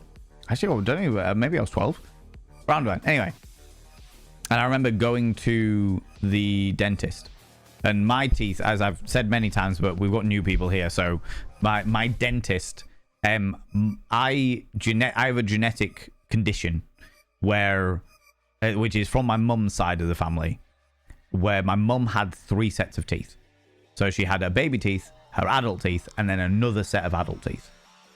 And I had my baby teeth, and in some parts of my mouth, I had 3 sets of teeth. In other parts of my mouth, I had 1 set of teeth. So like I've got a tooth missing here that was just a baby tooth, and then the adult tooth never grew in. I am part shark, yeah, 100%. I've got a peg tooth here that is just like a little fucking spike.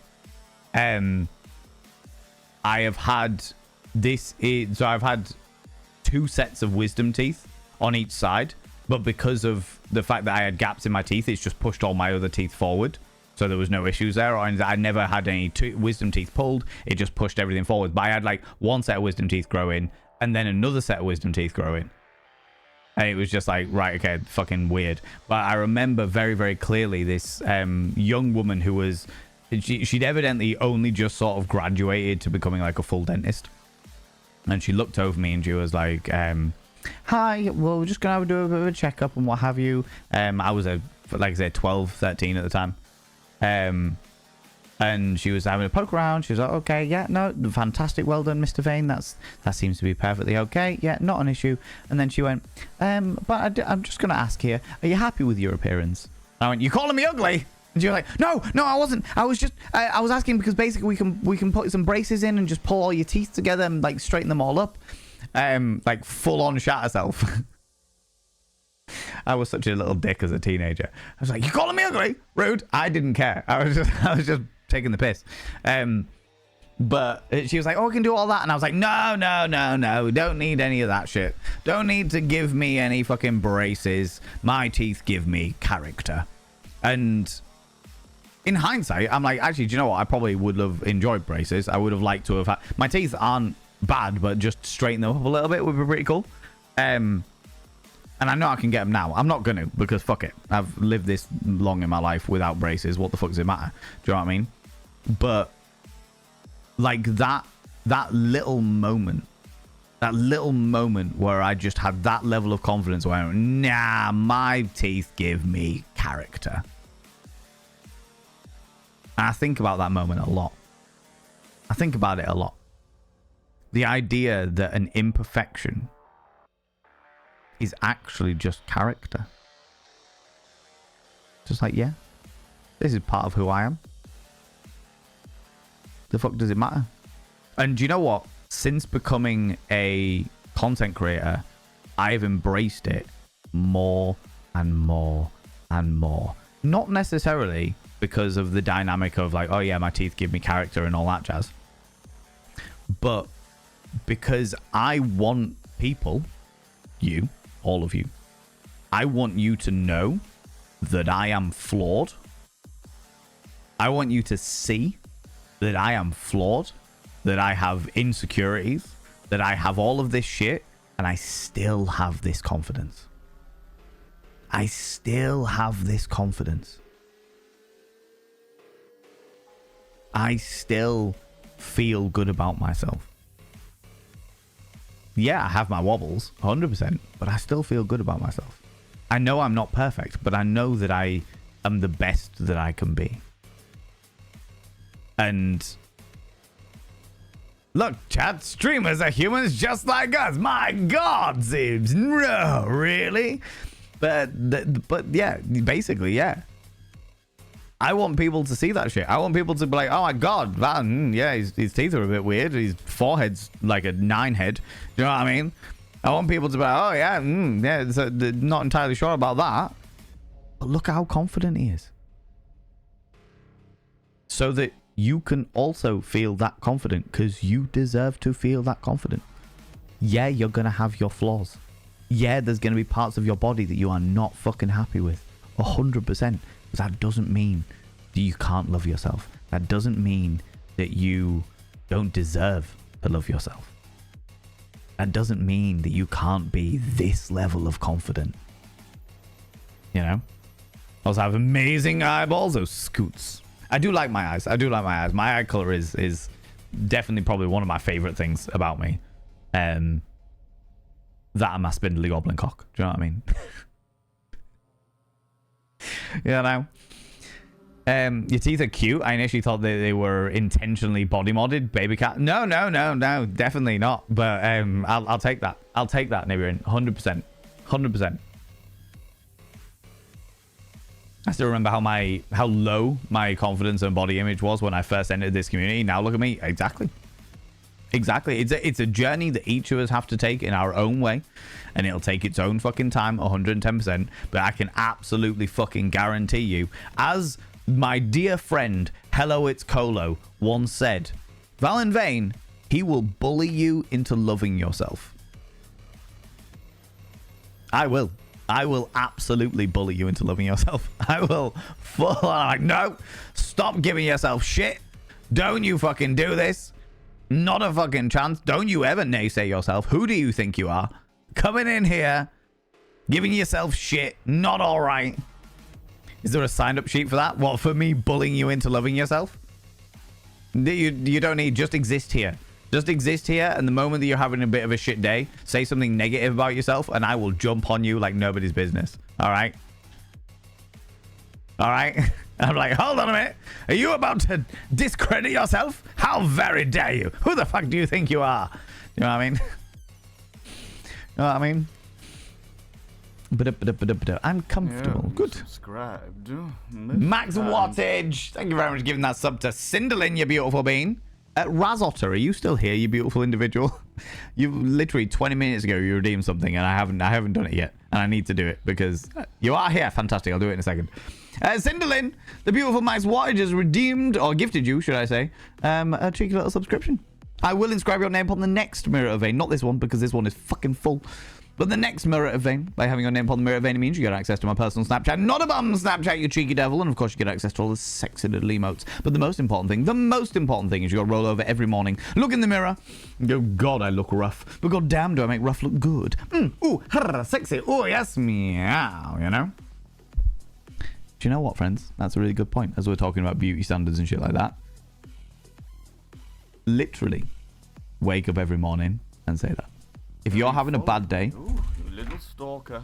Thank you so much for the follow, you beautiful bean. I don't like to call people out just in case they're lurking, but you are very, very welcome here. I love your name as well. I love your name. If you are having a bad day, friends, if you're having a bad day, you're having a bit of a self-conscious day, all right? I want you to literally do that. Literally look in the mirror. And even if you don't feel it, say, God, do I look rough? But god damn, do I make rough look good? Pander to my ego. Pander to it. Pander to it. Give it a lick.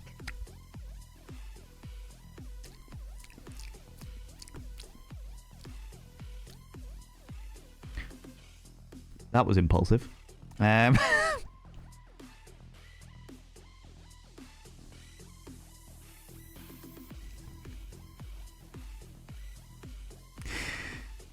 Thanks, Razotta. Oh, Jesus Christ. What does it taste like? Dust. Dust. Although they're saying that I burnt my tongue earlier on today. I was too eager to get the pasta in my face. And I burnt my tongue, so I probably won't be able to taste whatever chemical shit is going on there. Eternal White Rabbit, how you doing? Welcome. Thank you very much for coming out of lurk and saying hi. And thank you for following me. I appreciate that. Right. Before we go any further, friends.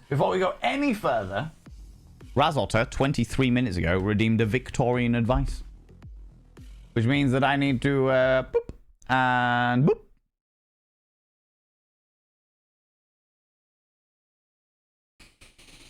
Let's have a look, shall we? I think for now, we should look into don'ts for husbands. This is a book published in 1913 by Blanche Ebbott. So it was published a year before the suffragette movement here in the UK, so we were expecting a lot of misogyny, but so far we've been pleasantly surprised. We're on chapter 3, personal relations. Let me have a look here.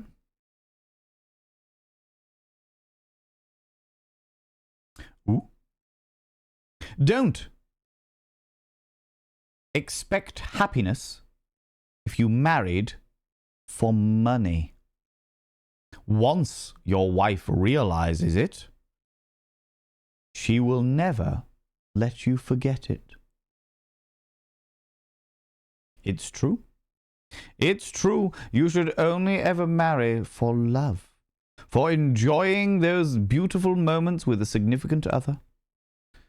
Having that connection of soul, that joy, that appreciation of them as an individual.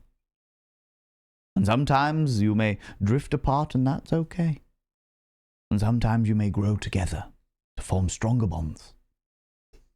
But marrying for money is a surefire way to have an entirely miserable existence. Because money can make things easier to be happy, for sure, because you'll be able to afford things that will make you more, like, entertained and give you that dopamine for a little while, but eventually the dopamine will run out, and you'll realize that your fickle whims are actually quite empty.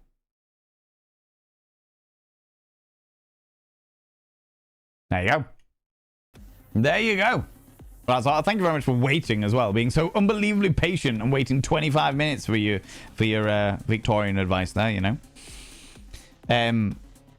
Well, that's the other night that I have on Night Out for the first time in, well, ever. I felt fucking amazing. Everyone looked amazing that night. They did. I could not agree more, Pixie Bomb. Could not fucking agree more. Not the only one. Haven't heard him in about 20 years. Yeah. Oh, fuck the joke, of course. Clip it quick. Oh, Stupedia. Jesus, that far, how far I am behind? Right, hold on. I'm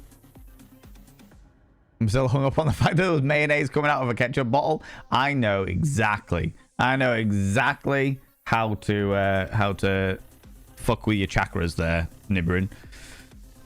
If we ever meet in person, I'm going to gift you a ketchup bottle full of mayonnaise. Fezzes are cool. I once had a Fez. I may still... No, I don't. I binned it. I binned the Fez. My friends and sister now have a saying... Oh, now, instead of saying sorry, we say I'm sexy instead. And it's hilarious. Oh, I'm sexy. I'm sexy for doing that. That is hilarious. I like that. I like that a lot. When you're describing yourself as a... Yeah. Okay, we did that. Imagining Val in a little rotating propeller style bow tie now. I've got bow ties. I own many bow ties. I just don't like them. I would rather... If I can't wear a full tie, I would rather wear a cravat instead of like a bow tie. You know? Like, if it was like a black tie do, where everyone's wearing tuxedos, I will wear a cravat instead of wearing a bow tie. You know what I mean?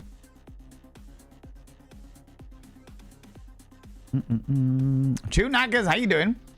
But what if everyone liked Valen? You mean everyone doesn't? Rude. Rude, Chewnaggers. Everyone loves me. Sometimes they don't know it, but they do. They do. It's not their fault. They're only human. You know? His ego would explode faster than a volcano. That's true. That is true. Might not be beige houses. They might all be luminous radioactive green. I know you probably meant beige in a bland context. I definitely meant beige in a bland context. 110% did. You know what I mean? I wear makeup to steal the souls of people. I can understand that. I can understand that. They are tastier when you're wearing makeup. A good soul, you know? I have a streak of grey hair that I coloured right. But I'm now considering keeping that one grey spot. Yes. I know that the one, like a little grey flick in a fringe or bangs or whatever, like a little grey flick just flicking off the top is a very common thing that a lot of people enjoy. And you know what? It always looks good. It always looks good. When somebody has like one sort of like grey flick in their hair, I don't know a single time that it doesn't look good. You know? It's like the salt and pepper that you get usually in like the sides of your head and stuff like that. That tends to always look good as well. You know? Don't you mummy shark me, Max Wattage, goddammit. Now that earworm's stuck in my head. I'm glad it's stuck in your head, not stuck in mine. My uncle had 3 sets of teeth. My cousin, his niece, only had their baby set. Had second teeth, but they're falling apart as the enamel is weak. Oh, shit. Dodgy teeth genetics here too. Fucking hell. In which case, I'm extremely thankful for my own teeth. I know from another streamer, who I won't mention because I don't want to out them, but I know from another streamer that medication that their mother took when their mother was pregnant ended up destroying that person's enamel on their teeth. Like, so they've got certain teeth and not others. I know that was like we ended up having ended up chatting about that, but yeah, it is possible. Months, just over 5 years at tier 3. 61 months and you've still not bailed on that tier 3 biohazard. 61 months, you glutton for punishment, you.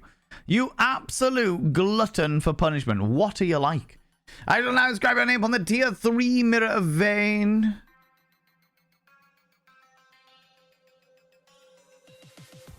By having your name on the tier 3 Mirror of Vein, it means you get access to my personal Snapchat. Definitely not a bum Snapchat for you. Even if I was going to drop it down from tier 4 to tier 3, it wouldn't be for you.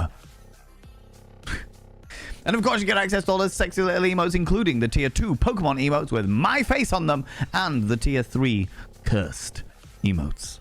But the most important thing as well, you know, is you got to roll over every morning, look in your tiny little tier 3 mirror. Where are you? There you are. Look in your tiny little tier 3 mirror and go, God, I wish they'd bring around cloning. So when someone says go fuck yourself, I literally could. Ooh, sexy. Ooh, yes, meow. You know? You know? How's it going, Biohazard? How you doing, you beautiful bean? Hope you and the family are all doing well, you exquisite beans. This is the thingy. The new one. This was actually a gift from It's a Dean many years ago. And I was like, ooh, new tier 3 mirror. That's perfect. You know? You sure it's not mimicking? No. It's the cardboard Valen that has the sticker that says not a mimic. All right? No, it's not me. It's not me. Oh, yeah. I mean, what? No, I'm not a mimic. What are you talking about? Weird. Doom Hippie, how you doing, you beautiful bean? How's it going?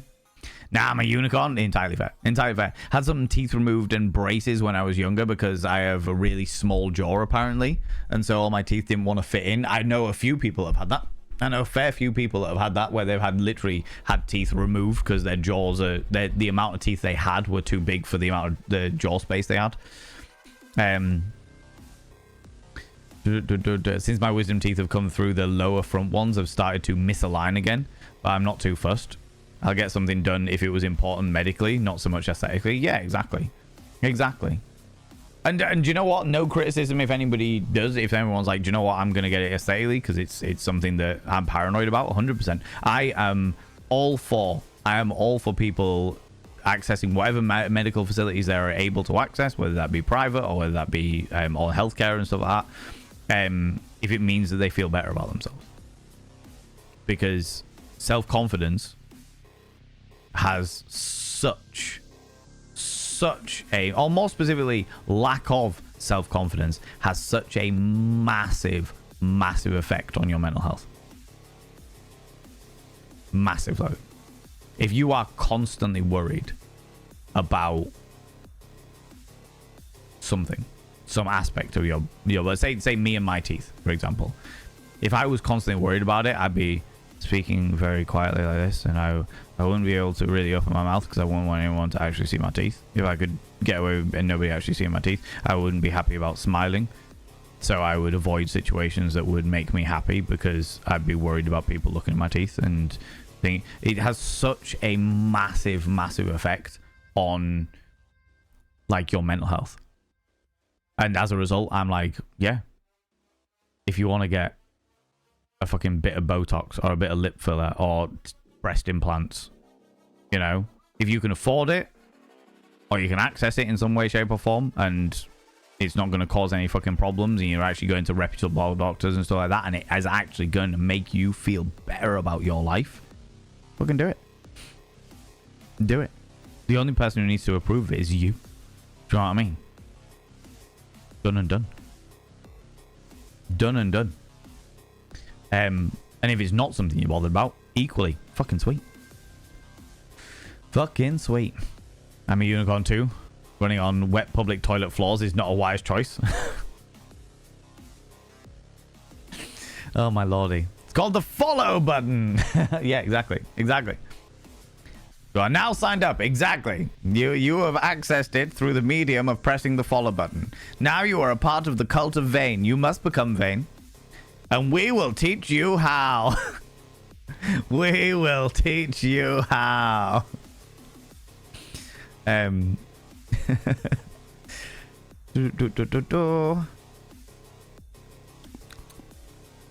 intrusive thoughts were vocalized. I have a lot of intrusive thoughts. Most of the time, I can resist them. Most of the time, I can resist them. Not always. Not always. Those of you who are those of you who have ever seen me fucking perform and actually ever attended any of these streams, you are all too aware of the amount of things that have literally come out of my mouth and I've gone, oh fuck, that happened. That happened. I said that. Those were words that actually were said. That came out of my mouth. You know what I mean? You licked the mirror when asked. I know I did. There you go. Intrusive thoughts just fucking happen. You know? Yeah. Good thing the pens are waterproof. Dust very low in calories. So I've been told. Not that I lost on me the weird shit that I eat in my life, you know. That's why I won't marry. I noticed that these guys were looking to marry for money. Ugh. Don't you ruin my currywurst. How am I worrying you? Oh, through the medium of ketchup mayonnaise bottles. Yeah, I'm okay with this.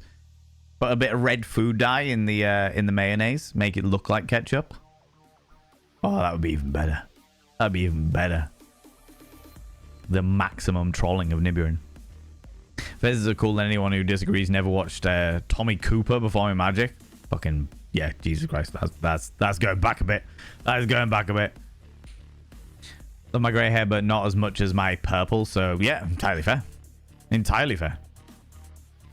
It's very good to have preferences for sure. For sure. I have long grey white streaks at my temples, and I'm getting more and more stripes. I love it. Yes. Yes. I'm getting to that wonderful age now where my eyebrows are growing out and they're becoming a little unruly, but they're getting there. Soon I'll be able to wax them beautifully into like a little curl and become Ming the Merciless. I am Ming Gordon's alive. They called me Ming. You know. I've decided to embrace the greys. Got bored with the crazy colors eventually, and the gray is the next step to make people uncomfortable. Love it. On board it. On board that. Love it. My gray streak is more at the top of my head on the right side where my hair parts. I wish it was at the front. Yeah, but that's cool. Because once that's grown out, though, Persephone, think about it. Once that's grown out, regardless of where it is, top of your head on the right side, regardless of where it is, it means you can have a real long, beautiful white streak or a real long, beautiful gray streak in amongst your hair. Ah, beautiful. Doesn't matter. Doesn't matter where it is. It always works. You know? Tiny mirror, Doom Hippie. Yeah, for the tier 3s. So all of the mirrors get reused, apart from the tier 3 mirrors. The tier 3 mirrors, I just keep buying new ones. They're always little tiny ones, and I just keep buying new ones. Those people will always stay on the mirrors, because they're spending a fuck ton of money subscribing to me for tier 3. Do you know what I mean? So I'm like, yeah, that's alright. I can work with that. I can buy new mirrors for that shit, you know? You know? Just can't keep away. I know, Biohazard. I know. It's alright. I understand. You're addicted. It's okay. I get it. I get it. Tier 4 is not worth it? How dare you? My ass is fantastic. God damn it. Got 3 grey hairs now. I had none until I turned 40, and now I keep spotting them in the mirror. And looks for a second like there's something in my hair. So I keep trying to brush it out and realize, nope, that's just grey hair. Oh, yeah, I get it all the time. I get it all the time. Last time I was up at Mux Steffels, she literally, I was chatting away to her, and she was just like, God, your soul patch is getting real grey now. A little... It was... I don't know if you can see it, but... In fact, you can. Yeah. Like, it's like half white now. It's like the usual sort of blondie brown undertones, and then just half white. Because it's getting real grey. Real grey. You've been getting fucking free smolders all night tonight, friends. Good lord, hope you appreciate that shit. How's it going, Bear? Hello, you beautiful bean. Hello, you cheeky devil. When you find your first grey pube, and that's getting old properly hits. Have I ever found a grey pube? I found a grey chest hair a couple of months back. That was an interesting one. I was like, ooh. Grey chest hair. Well, shit. Send Van with a mirror, the secret camera, easy Van bum Snapchat hack. That, I mean, that's not untrue. That is not untrue. Although, you've got to understand, though, Persephone, that nearly all of the mirrors come into this little studio space. All right? Now, obviously, with me writing the names on the mirrors of all of our wonderful subscribers and what have you, I get Wiccans, and people that believe in the Wiccan belief and what have you, and believe in that sort of magic. Are like, hey, you need to be really, really careful, because if you write somebody's name on a mirror, it means that they are able to scry on you. They're able to peer through the mirror and watch you as you're doing stuff. And I'm like, what are they going to see? They'll probably shit themselves over Crochet Valen staring at them. And other than that, they're going to see me working. They're going to see me doing a lot of work. I'm just editing, doing some recording, wanking. I don't wank in the studio space. Good Lord. Why would I sit here hunched in this chair, furiously masturbating over all of this expensive technology when I have an entire boudoir? An entire boudoir that has a special mirror, for a special wipe clean mirror. You know, I've got a little crystal maze, like fucking ball made of mirrors, so that I can just sit in there and see myself from every angle, and then jizz like a Gaviscon advert. Do you know what I mean?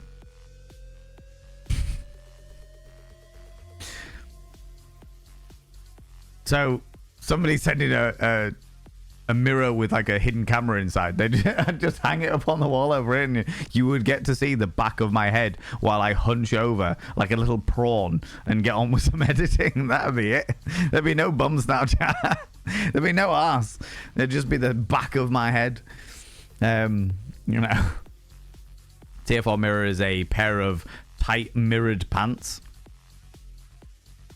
It's my crotch pocket. The man, the myth, the legend in his own pants. Today's pants, just for you, Bear.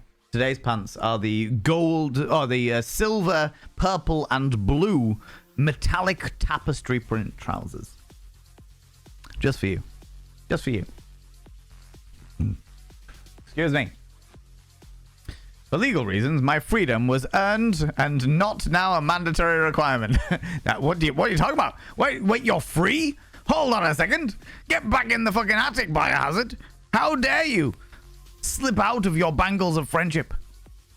How dare you escape into the wild? Get your fine behind back in my attic. You shit. That's my front top teeth and have a bridge. Self-conscious about that and the slight lisp that is giving me when I talk. Is there anything you can do about it? Blaze Winterborn? Because I know that there's a variety of like false teeth you can get that fit into specific like gaps and stuff like that.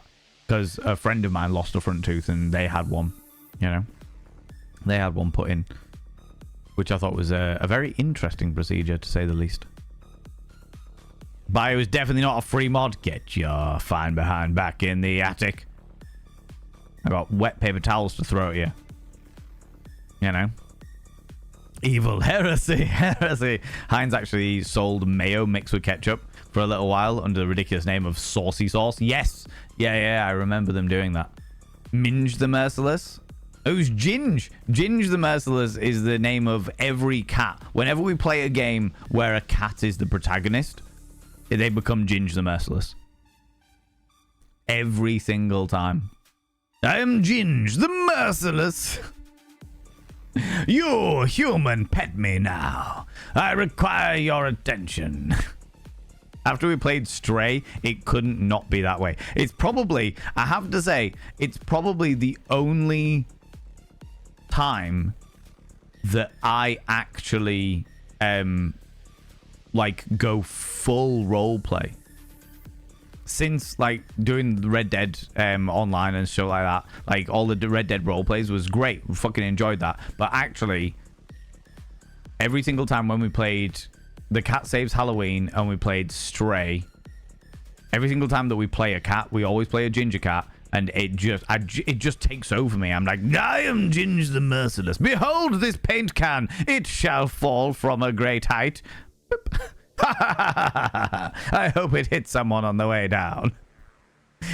Such a fucking dick. It's great. Fucking great. Oh, love it. I have feelings about that. I can't name them, but they are there.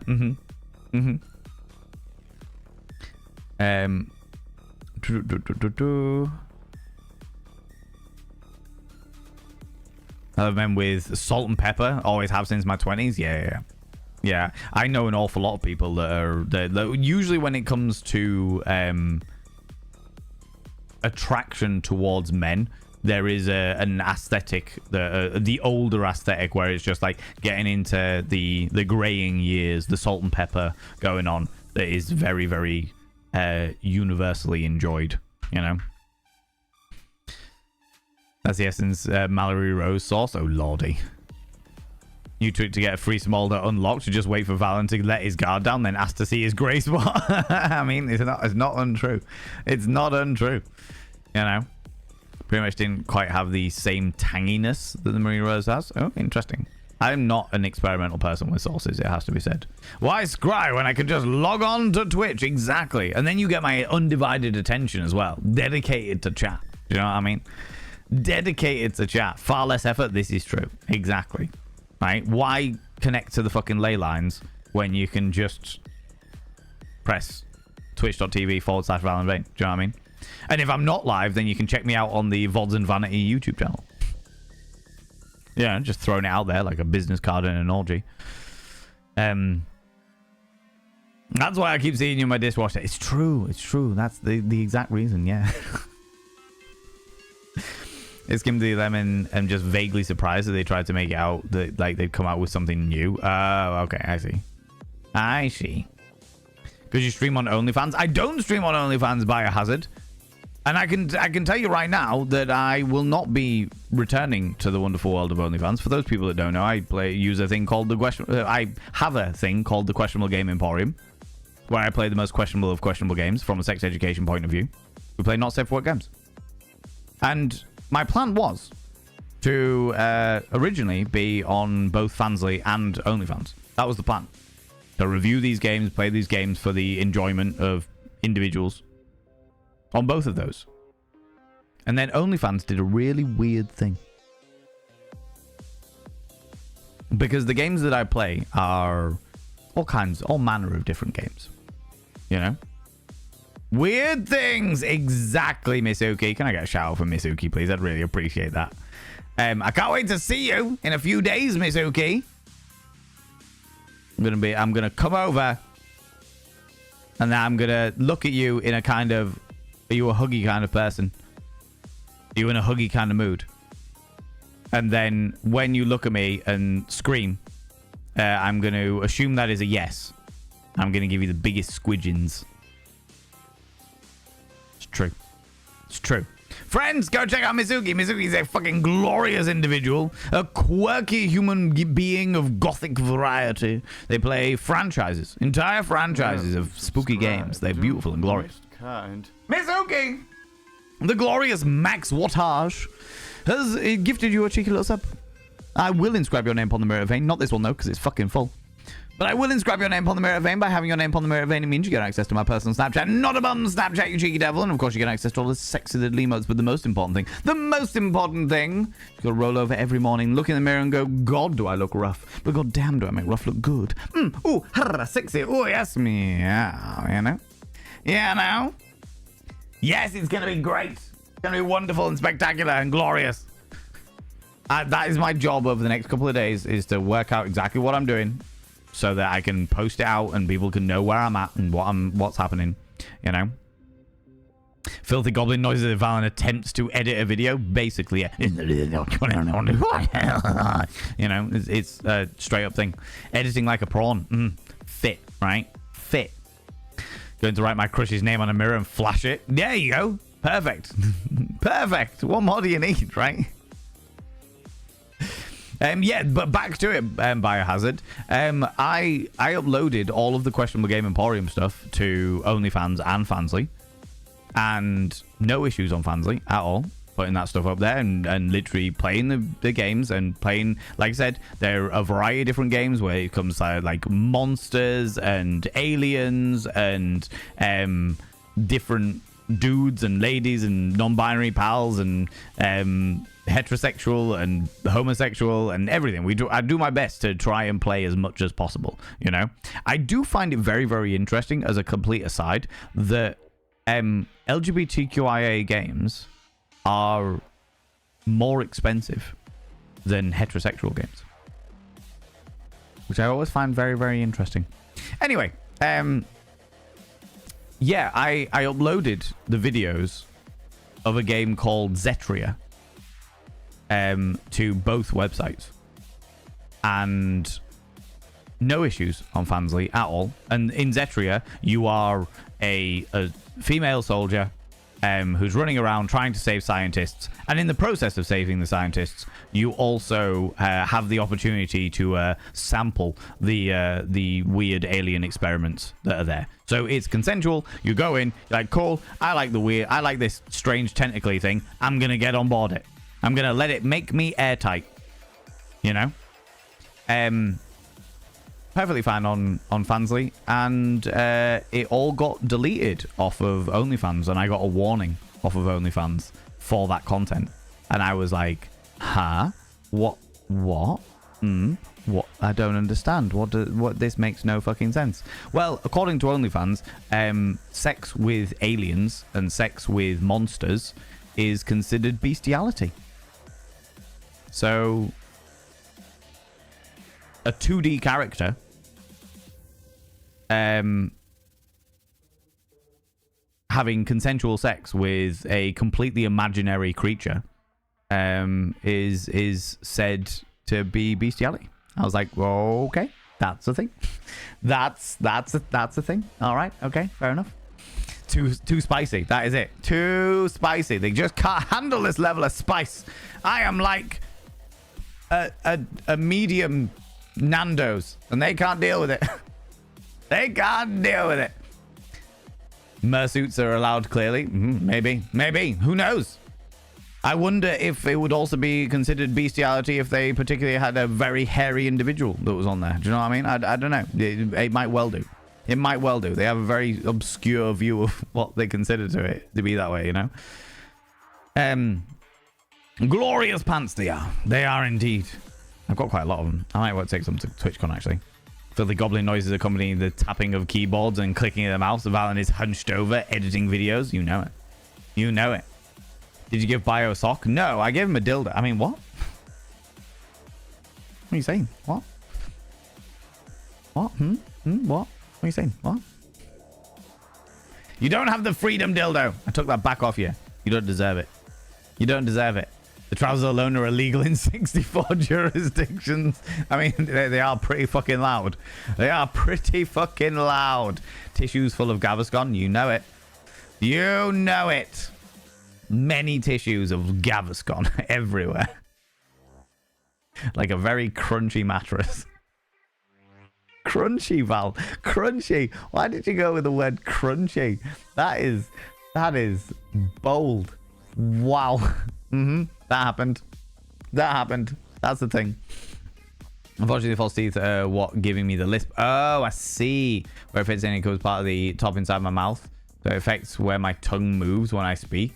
It's a lot less noticeable than when I first got them, though. So there's a chance that I'll be able to get rid of it more with practice. Most certainly. Most certainly, Blaze.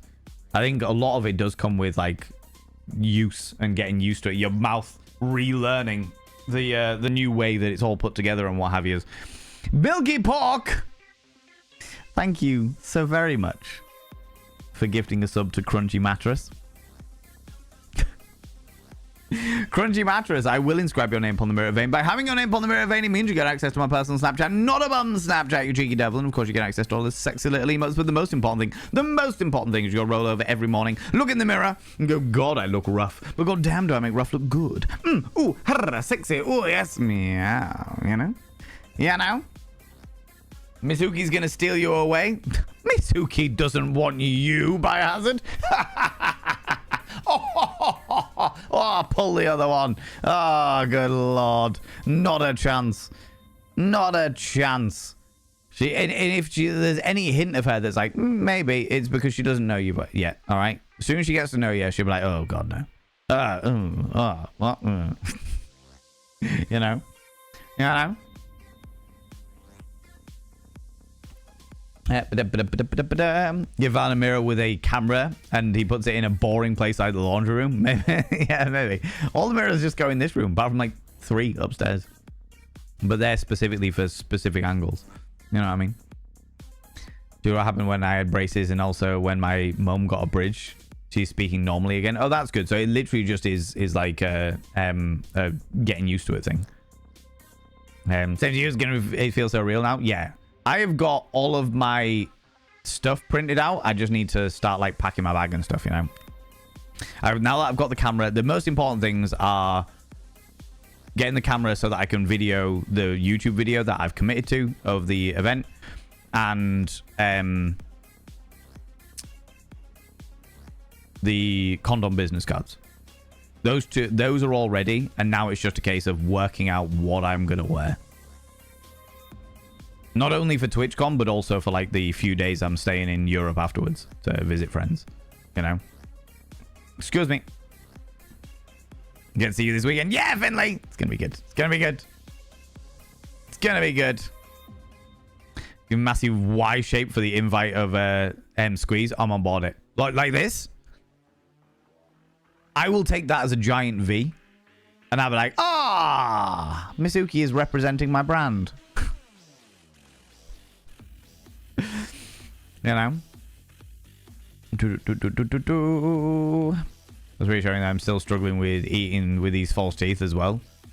I'm learning curve. Yeah, definitely. Definitely a learning curve. For sure. It'll get easier with time. These things always do. These things always do. You know what I mean? Honestly, can't wait to wear it out. Yeah, the bag you've been making? Yeah. That's interesting. Never thought that there'd be a place... There'd be a difference in cost.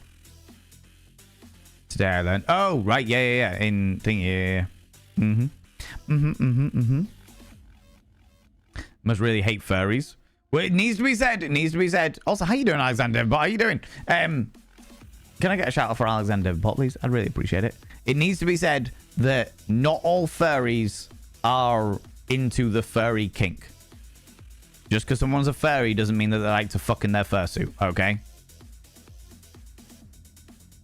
Also, friends, go check out Alexander Bot. On a completely separate note, go check out Alexander Bot. Glorious individual. We had a good old chat the other day. It was wonderful. Bit of a catch up, me and Alexander. They're glorious and they're wonderful and they deserve all of your love and attention. So go do it. They are a phenomenal artist. And yeah, just wonderful beans. Wonderful beans. Yeah, not everybody who that is into like the furry conventions and stuff like that wants to fuck in their fursuit. They don't all get super attracted to fursonas or anything like that. But there is a portion of them that do. Just so we're all cleared, I don't want anybody seeing a furry and being like, oh, well, you like to fuck in fursuits. That's not the case. That's not the case. Some of them do, but it's not all of them by any stretch of the imagination, you know? That is a medium Nando's in a sea of mayonnaise. Oh, Milky Pork flattery gets you everywhere. Oh, lordy. Nando's. I am not a fan of Nando's anymore. They used to, back in the day, when Nando's was like a new thing, they used to do a fucking amazing, it was like a spicy bean burrito thing. And it was fucking exquisite. It was so good. I would go out of my way to go to Nando's just to get it every single time. And then they changed the recipe and it became like fucking cardboard. It was so shit. They went from being so good to so shit so quickly. Beautiful bastard. How you doing? Doing all right. Thank you very much, Alexander. I had a great weekend with Ken. Had a grand time packing everything up. And now I'm just sort of in the initial stages of getting everything ready for TwitchCon. Because I'm literally... my train is at like 9 a.m. on Thursday morning, should I say. So 9 a.m. Thursday morning, I've got to be at the train station, train down to London for I think it's like a 4 or 5 o'clock flight in London. But I want to get there. I want to get down to London, get to the airport, and still have plenty of time to sort of settle in the airport before I get the flight. I've already messaged the hotel saying that I'm going to be slightly late for check-in, and they said that's not going to be a problem. And then I'll be there Thursday evening. Friday evening, go to the partner party. And then Saturday, Sunday, we'll be at TwitchCon. On Sunday, I know there's a couple of people meeting up in Rotterdam that are not going to TwitchCon, so I would like to see if I can run into them, if possible, which would be good. And then Monday, leave Rotterdam and go to another point in Europe to see friends. So I will not be streaming next week. There's a heads up. I will not be streaming next week because I will be off gallivanting with friends, doing other bits and pieces. Back in the UK Thursday. Then I drive up to see McSteffels and the boy on Friday and spend the weekend with them. And then I'll come home and sleep, probably. Then come home and sleep for a significant period of time. You know? I'm going to show you that in the UK law, at least, imaginary creatures are not considered as bestiality with certain specific exceptions. Thank you very much for that, Shade and Sunshine. I really appreciate that. I really appreciate that because I agree. I think that is true. I think the imaginary creatures, the whole monster kink and alien kink and stuff like that is such a massive, massive thing for especially in the nerd world that I was like, this is great. This is absolutely fucking fantastic. And I was like, that's really surprising. But okay, if those are the rules and regulations that OnlyFans have put in there, fair enough. I'll adhere to them by not putting my stuff on OnlyFans. You know, nice and easy. Nice and easy. Softer than the one I sleep in the attic. Rude! How dare you? I give you chewed up mulch to snooze on, goddammit. You are a filth wizard. I fucking am. It's great. Bloody love it. Bloody love it. My basement is very comforting. Wait, I don't have a basement. What basement? Don't know what you're talking about. Basement? No. What? Mattress of old rusty nails. Yeah. Crunchy mattress. Have you been eating toast and cornflakes in bed again, Van? I told you not to tell anybody, Shade. All right. I just love those like the cornflakes on toast. I just love them. Do you know what I mean? You know, Biscoff spread and just stick your fucking cornflakes in there. Nom nom nom nom nom. Oh yeah, Biohazard. Will you be in Rotterdam? That's how they know busy work. Oh no, boo, boo and hiss, Biohazard. Fuck off work. Tell them to fuck themselves. Come to Rotterdam. Come to Rotterdam. Fine, I have a taste for animation. Can I use your voice from one of your TikToks, mate? Yeah, do it. Take it with my blessing, Alexander. 100%. Whichever one you want. Whichever one you fancy. JM Beard, how you doing? Living vicariously with Valen? Yeah. A lot of people do live vicariously through me. So, yeah, I'm on board it. I'm on board it. For sure. So, it'll be interesting. Do you know what? It'll be really interesting because this will be my first real experience of, like, doing like an IRL video. I've been thinking for ages about like going to different places and filming the process of it, like for like YouTube and stuff like that. Like there's a few hotels, there's a few like really luxuriant hotels in the UK that I would love to just go and feature. Do you know what I mean? Just go in and be like, cool, this is me, I'm getting up to this place, this is the hotel, this is the thing, this is how much it costs to get all of this stuff. Is it worth it? Is it not worth it? Do you know what I mean? I'd love to do shit like that. Like, just go for a weekend and spend it in the Crazy Bear hotels or the House of Gods in Edinburgh again. And you know what I mean? Like, that would be cool as fuck. But I've never really... I just understand how much work that is.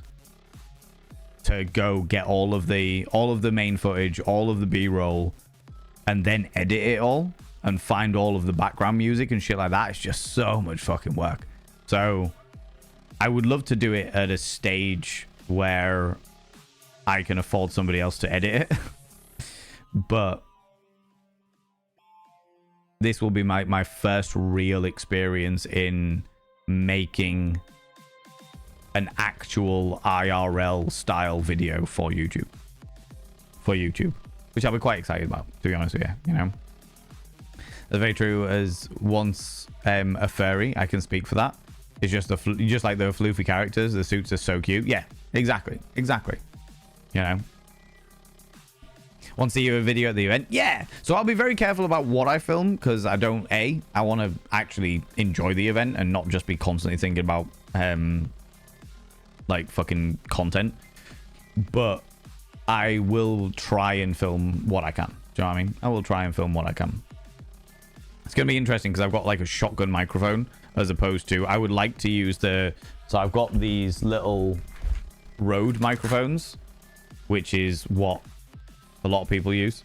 But these ones don't work. These ones have got, like, they refuse to charge. They straight up refuse to charge. So I've got a shotgun microphone that I borrowed off a friend in order to do it. But I don't know how well that's going to... Like, I've got, like, a little handle, camera, light, shotgun microphone. I don't know how well that's going to hold up in comparison to everything else. Do you know what I mean? With all the noise and shit like that. So, well, I'll have to see. I'll have to see what's going on. Only time cardboard violence tastes it better. Amazing. I would wear a tail and ears during sex, but the full fursuit seems so uncomfortable. But you do you. Exactly. 100% you do you. For me, I know how fucking warm I get during coital engagement. I become like a fucking radiator.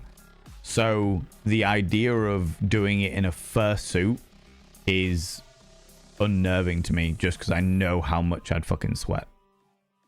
I'd just end up getting the suit off and being like, and having to wring it out afterwards. Do you know what I mean?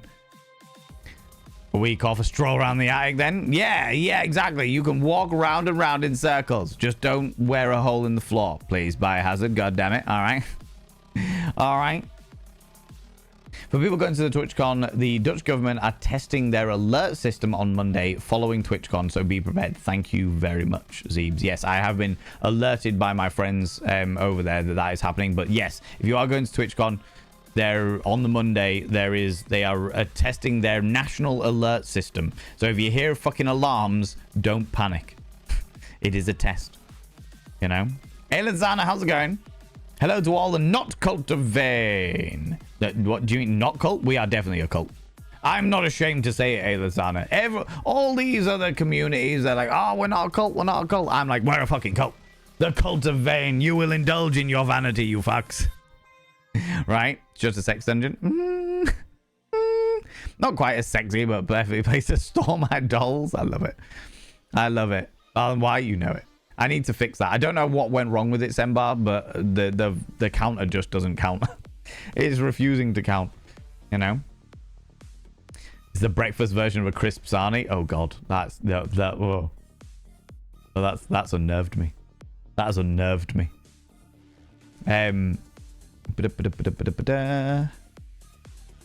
Just had a mashup of Rob Zombie and Disco Inferno. Yes, on board it. Love that. I haven't heard it, but I love that shit.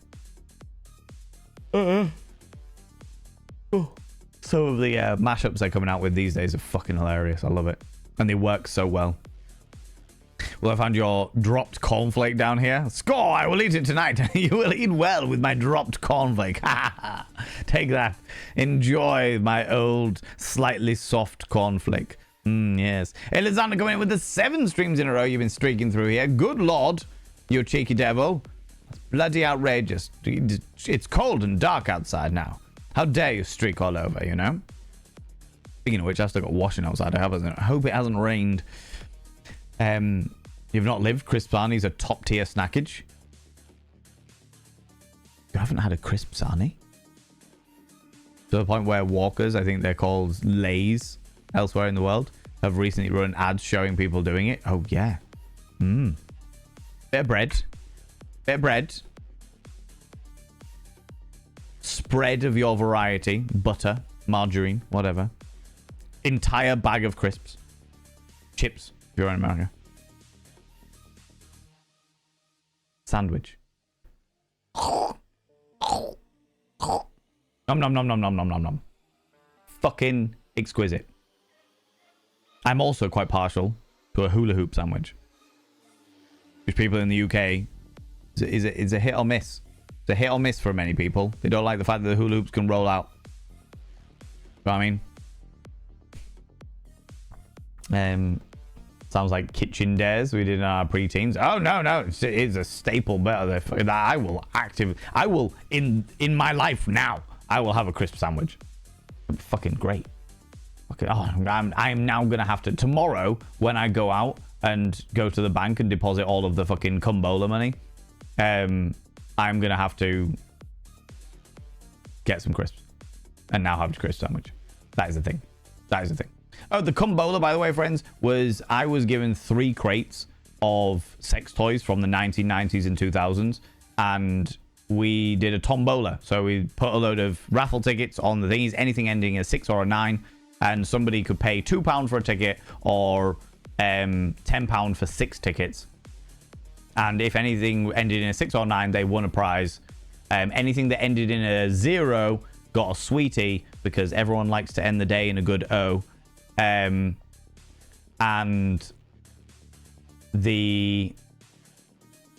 literally, we opened the doors at 7 to the courtyard, opened the main doors to the main room at 8, and then the cabaret went on just before 9, because we had some things holding back the things, but we did our best.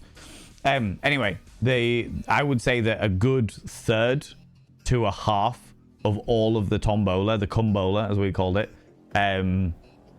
prizes were gone within the first 40 minutes. It was fucking wild. And people were like, we want it back, we want it back, we want it to happen. Oh my god, it's gonna be great. It's gonna, we want it back. We want more tombola shenanigans. It was so fucking stupid. And a load of that money we're just giving straight to charity.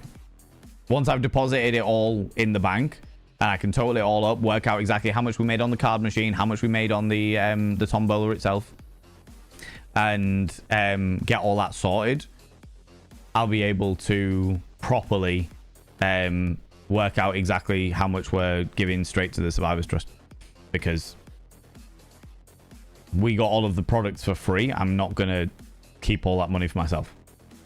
It's just not gonna happen. I will give it away to charity.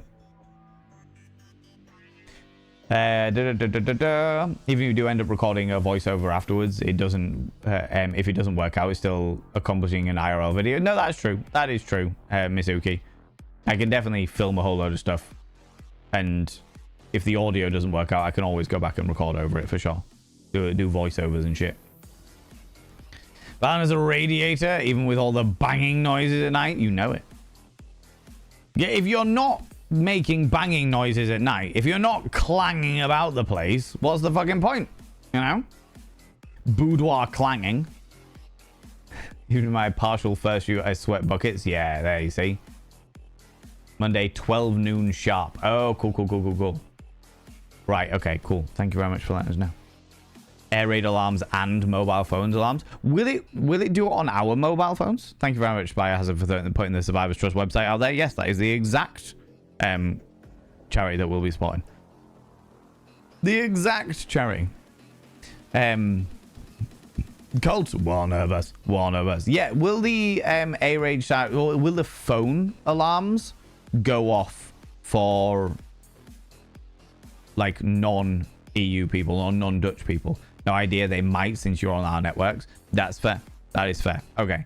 Worth knowing not to have a hangover so bad that I'm asleep at 12 noon. Okay. Yeah. On board it. They should do it for all phones on Dutch phone networks, which will presumably be all of our phones, because even roaming will be used in Dutch networks. So that makes sense. Okay. Good to know. Thank you very much for the information. Stupedia coming in with the 7 streams in a row. You've been streaking through here. Good lord. Streaking all over the place. Put some clothes on. It's cold and dark. First of all, if we want you to be running around all nakedified, then it needs to be nice and warm. And secondly, we want to see it.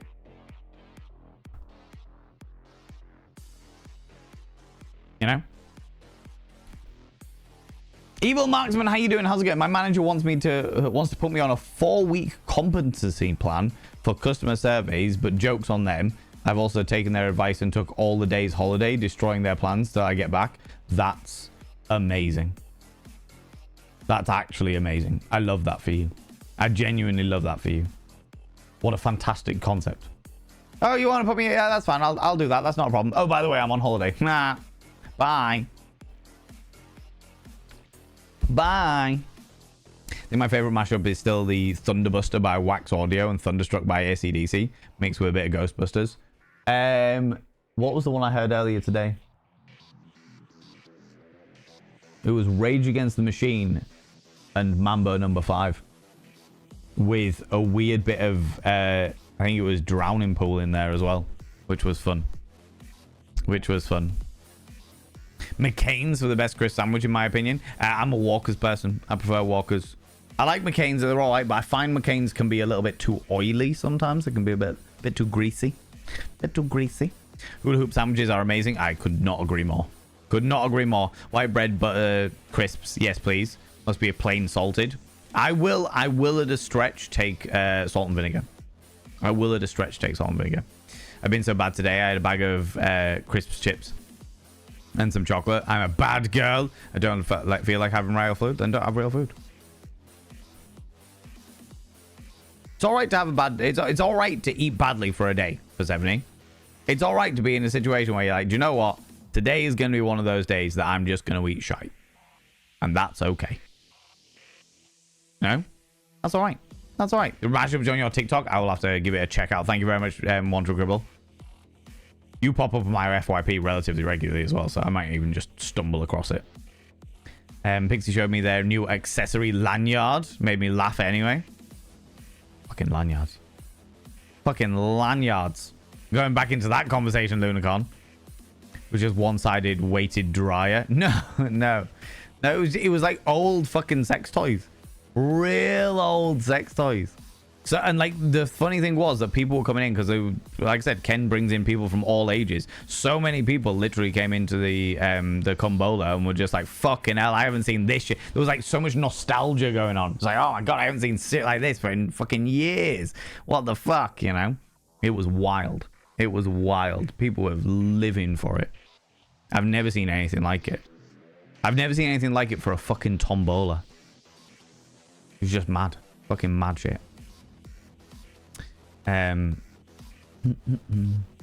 I'll go striking, but just wearing my rainbow pride glasses. I'm okay with that. Streaking.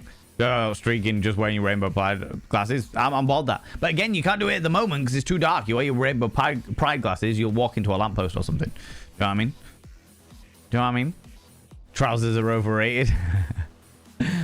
Love the Rage Against the Machine and Mambo number 5 one. Yeah. Hey, it is quite entertaining. It has to be said. Wonderful, you say you're going to be right back, but I'm going to have to end the stream. Zero the Alien coming in just as we're finishing up, your beautiful bean. I hope you're doing well, friend. I hope you're doing well. But unfortunately, I am going to have to end the stream because I started a little bit late today. But I also need to do some things before I go to bed this evening. And I am fucking shattered after the weekend. Like, great weekend, fantastic, but I am tired. And I have got a real long day tomorrow of putting stuff in the bank and getting all over, but get myself a crisp sandwich. And I've got a whole load of stuff that I need to sort out before TwitchCon. And I literally have 2 days to do it. So I've got a lot to do over the next couple of days. Before the chaos and shenanigans kicks in, you know? Yeah, now. It was the one they were using to hold their vape at Ken after your Kumbola. I honestly could not tell you what that looked like, you Lunicorn. My brain is drawing a blank. Unless it is shared within the wonders of Discord, I will not recall it, unfortunately. Wonderful to see you, man. Thank you very much for being here. I appreciate it. Do it the crack of dawn streaking. I'm on board with that. We can work with that. Salt and vinegar, not just vinegar. Like we put on chips. Plain vinegar flavors is grim. Oh yeah. No, I wouldn't do plain vinegar. Pickle onion monster munch in a sandwich. That is melting my little brain. Lurked most of the day because my brain was mush, but great stream as always. Thank you very much for being here. I appreciate it. Treat yourself to a hammock. I might well do. I might well do a banana hammock. Do you know what I mean? Friends, you beautiful individuals, you happy-go-lucky scamps that I appreciate so very, very much. Gonna help to bed. No worries, Biohazard. We're gonna raid out anyway. I'm gonna go and throw some love at another delightful bean. And I would like you all to come with me. I would like you all to come over with me. So, friends, before we go anywhere, could you please do me a favor and throw out all kinds of mod loves for our wonderful moderators? You can use any kind of mod love from any kind of channel. You can use any kind of love heart from any kind of channel. Say a massive thank you to those wonderful, wonderful moderators. Mods! Thank you very much for being here. Thanks so much for all you do. Thanks so much for all you do in and out of stream. All the stuff you do for me behind the scenes and all the stuff you do with this wonderful, wonderful, wonderful community in the Discord. In the Discord. Do you know what? Let's go raid this person. Let's go raid this person. Let's go do that. Let's go raid that. We haven't raided this person before, but they have a magnificent mustache. So that makes me want to raid them. Also, I believe they might be a friend of Miss Oki's. I think that might happen. Do you know what I mean? Mods, thank you so much for all you do, you beautiful, beautiful beings. It means the world to me. Thank you, all of you, for being here. I really, really appreciate it. For all those people that have been chatting away in our chat today, thank you very much for joining in the conversation. For all you people that have been lurking, I appreciate you being here and lurking away, you cheeky little devils. And, of course, for all you people that are watching the VOD over on the VODs and Vanity YouTube channel, thank you very much for being here. If you would like to click that cheeky little subscribe button, I would really, really appreciate it. And don't forget to do the liking of the video and shit, because it helps me out doing algorithmy bits and pieces. I am not monetized on the VODs and Vanity YouTube channel, but I one day will be, and it'll be worth it.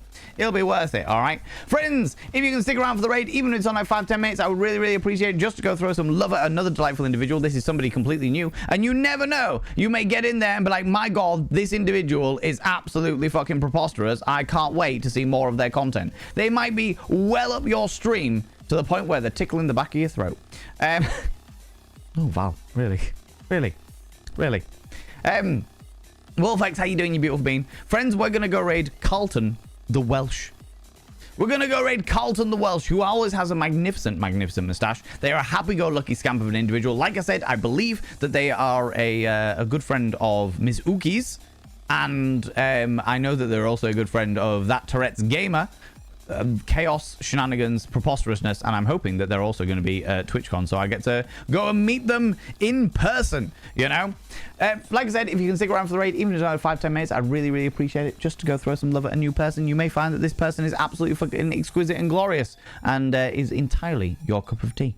There's only one way to find out, and that's by joining us on the raid. Friends, thanks so much for being here. Thanks so much for the raids, the subs, the gift subs, all the cheeky little bitties. Thanks so much for the donations. Thanks so much for the follows. Thanks so much for taking part in all the conversation and keeping me company tonight. The fucking hype train was wild. The chaos, the shenanigans, the interesting topics of conversation, the intimate topics of conversation, and the fact that you are all beautiful. You are all beautiful. You don't have a fucking choice over this. You are, whether you like it or not, and you deserve. You deserve to embrace it in and of yourself. Friends, I'll be back tomorrow at 1 p.m. BST. That is 1 p.m. British time, where we're going to be playing some more Revenge of the Savage Planet. That's what we're doing. Revenge of the Savage Planet. Until then, you cheeky little devils, don't do anything I wouldn't do. Because if I wouldn't do it, it'll fucking kill you. I'll see you all later. Bye-bye.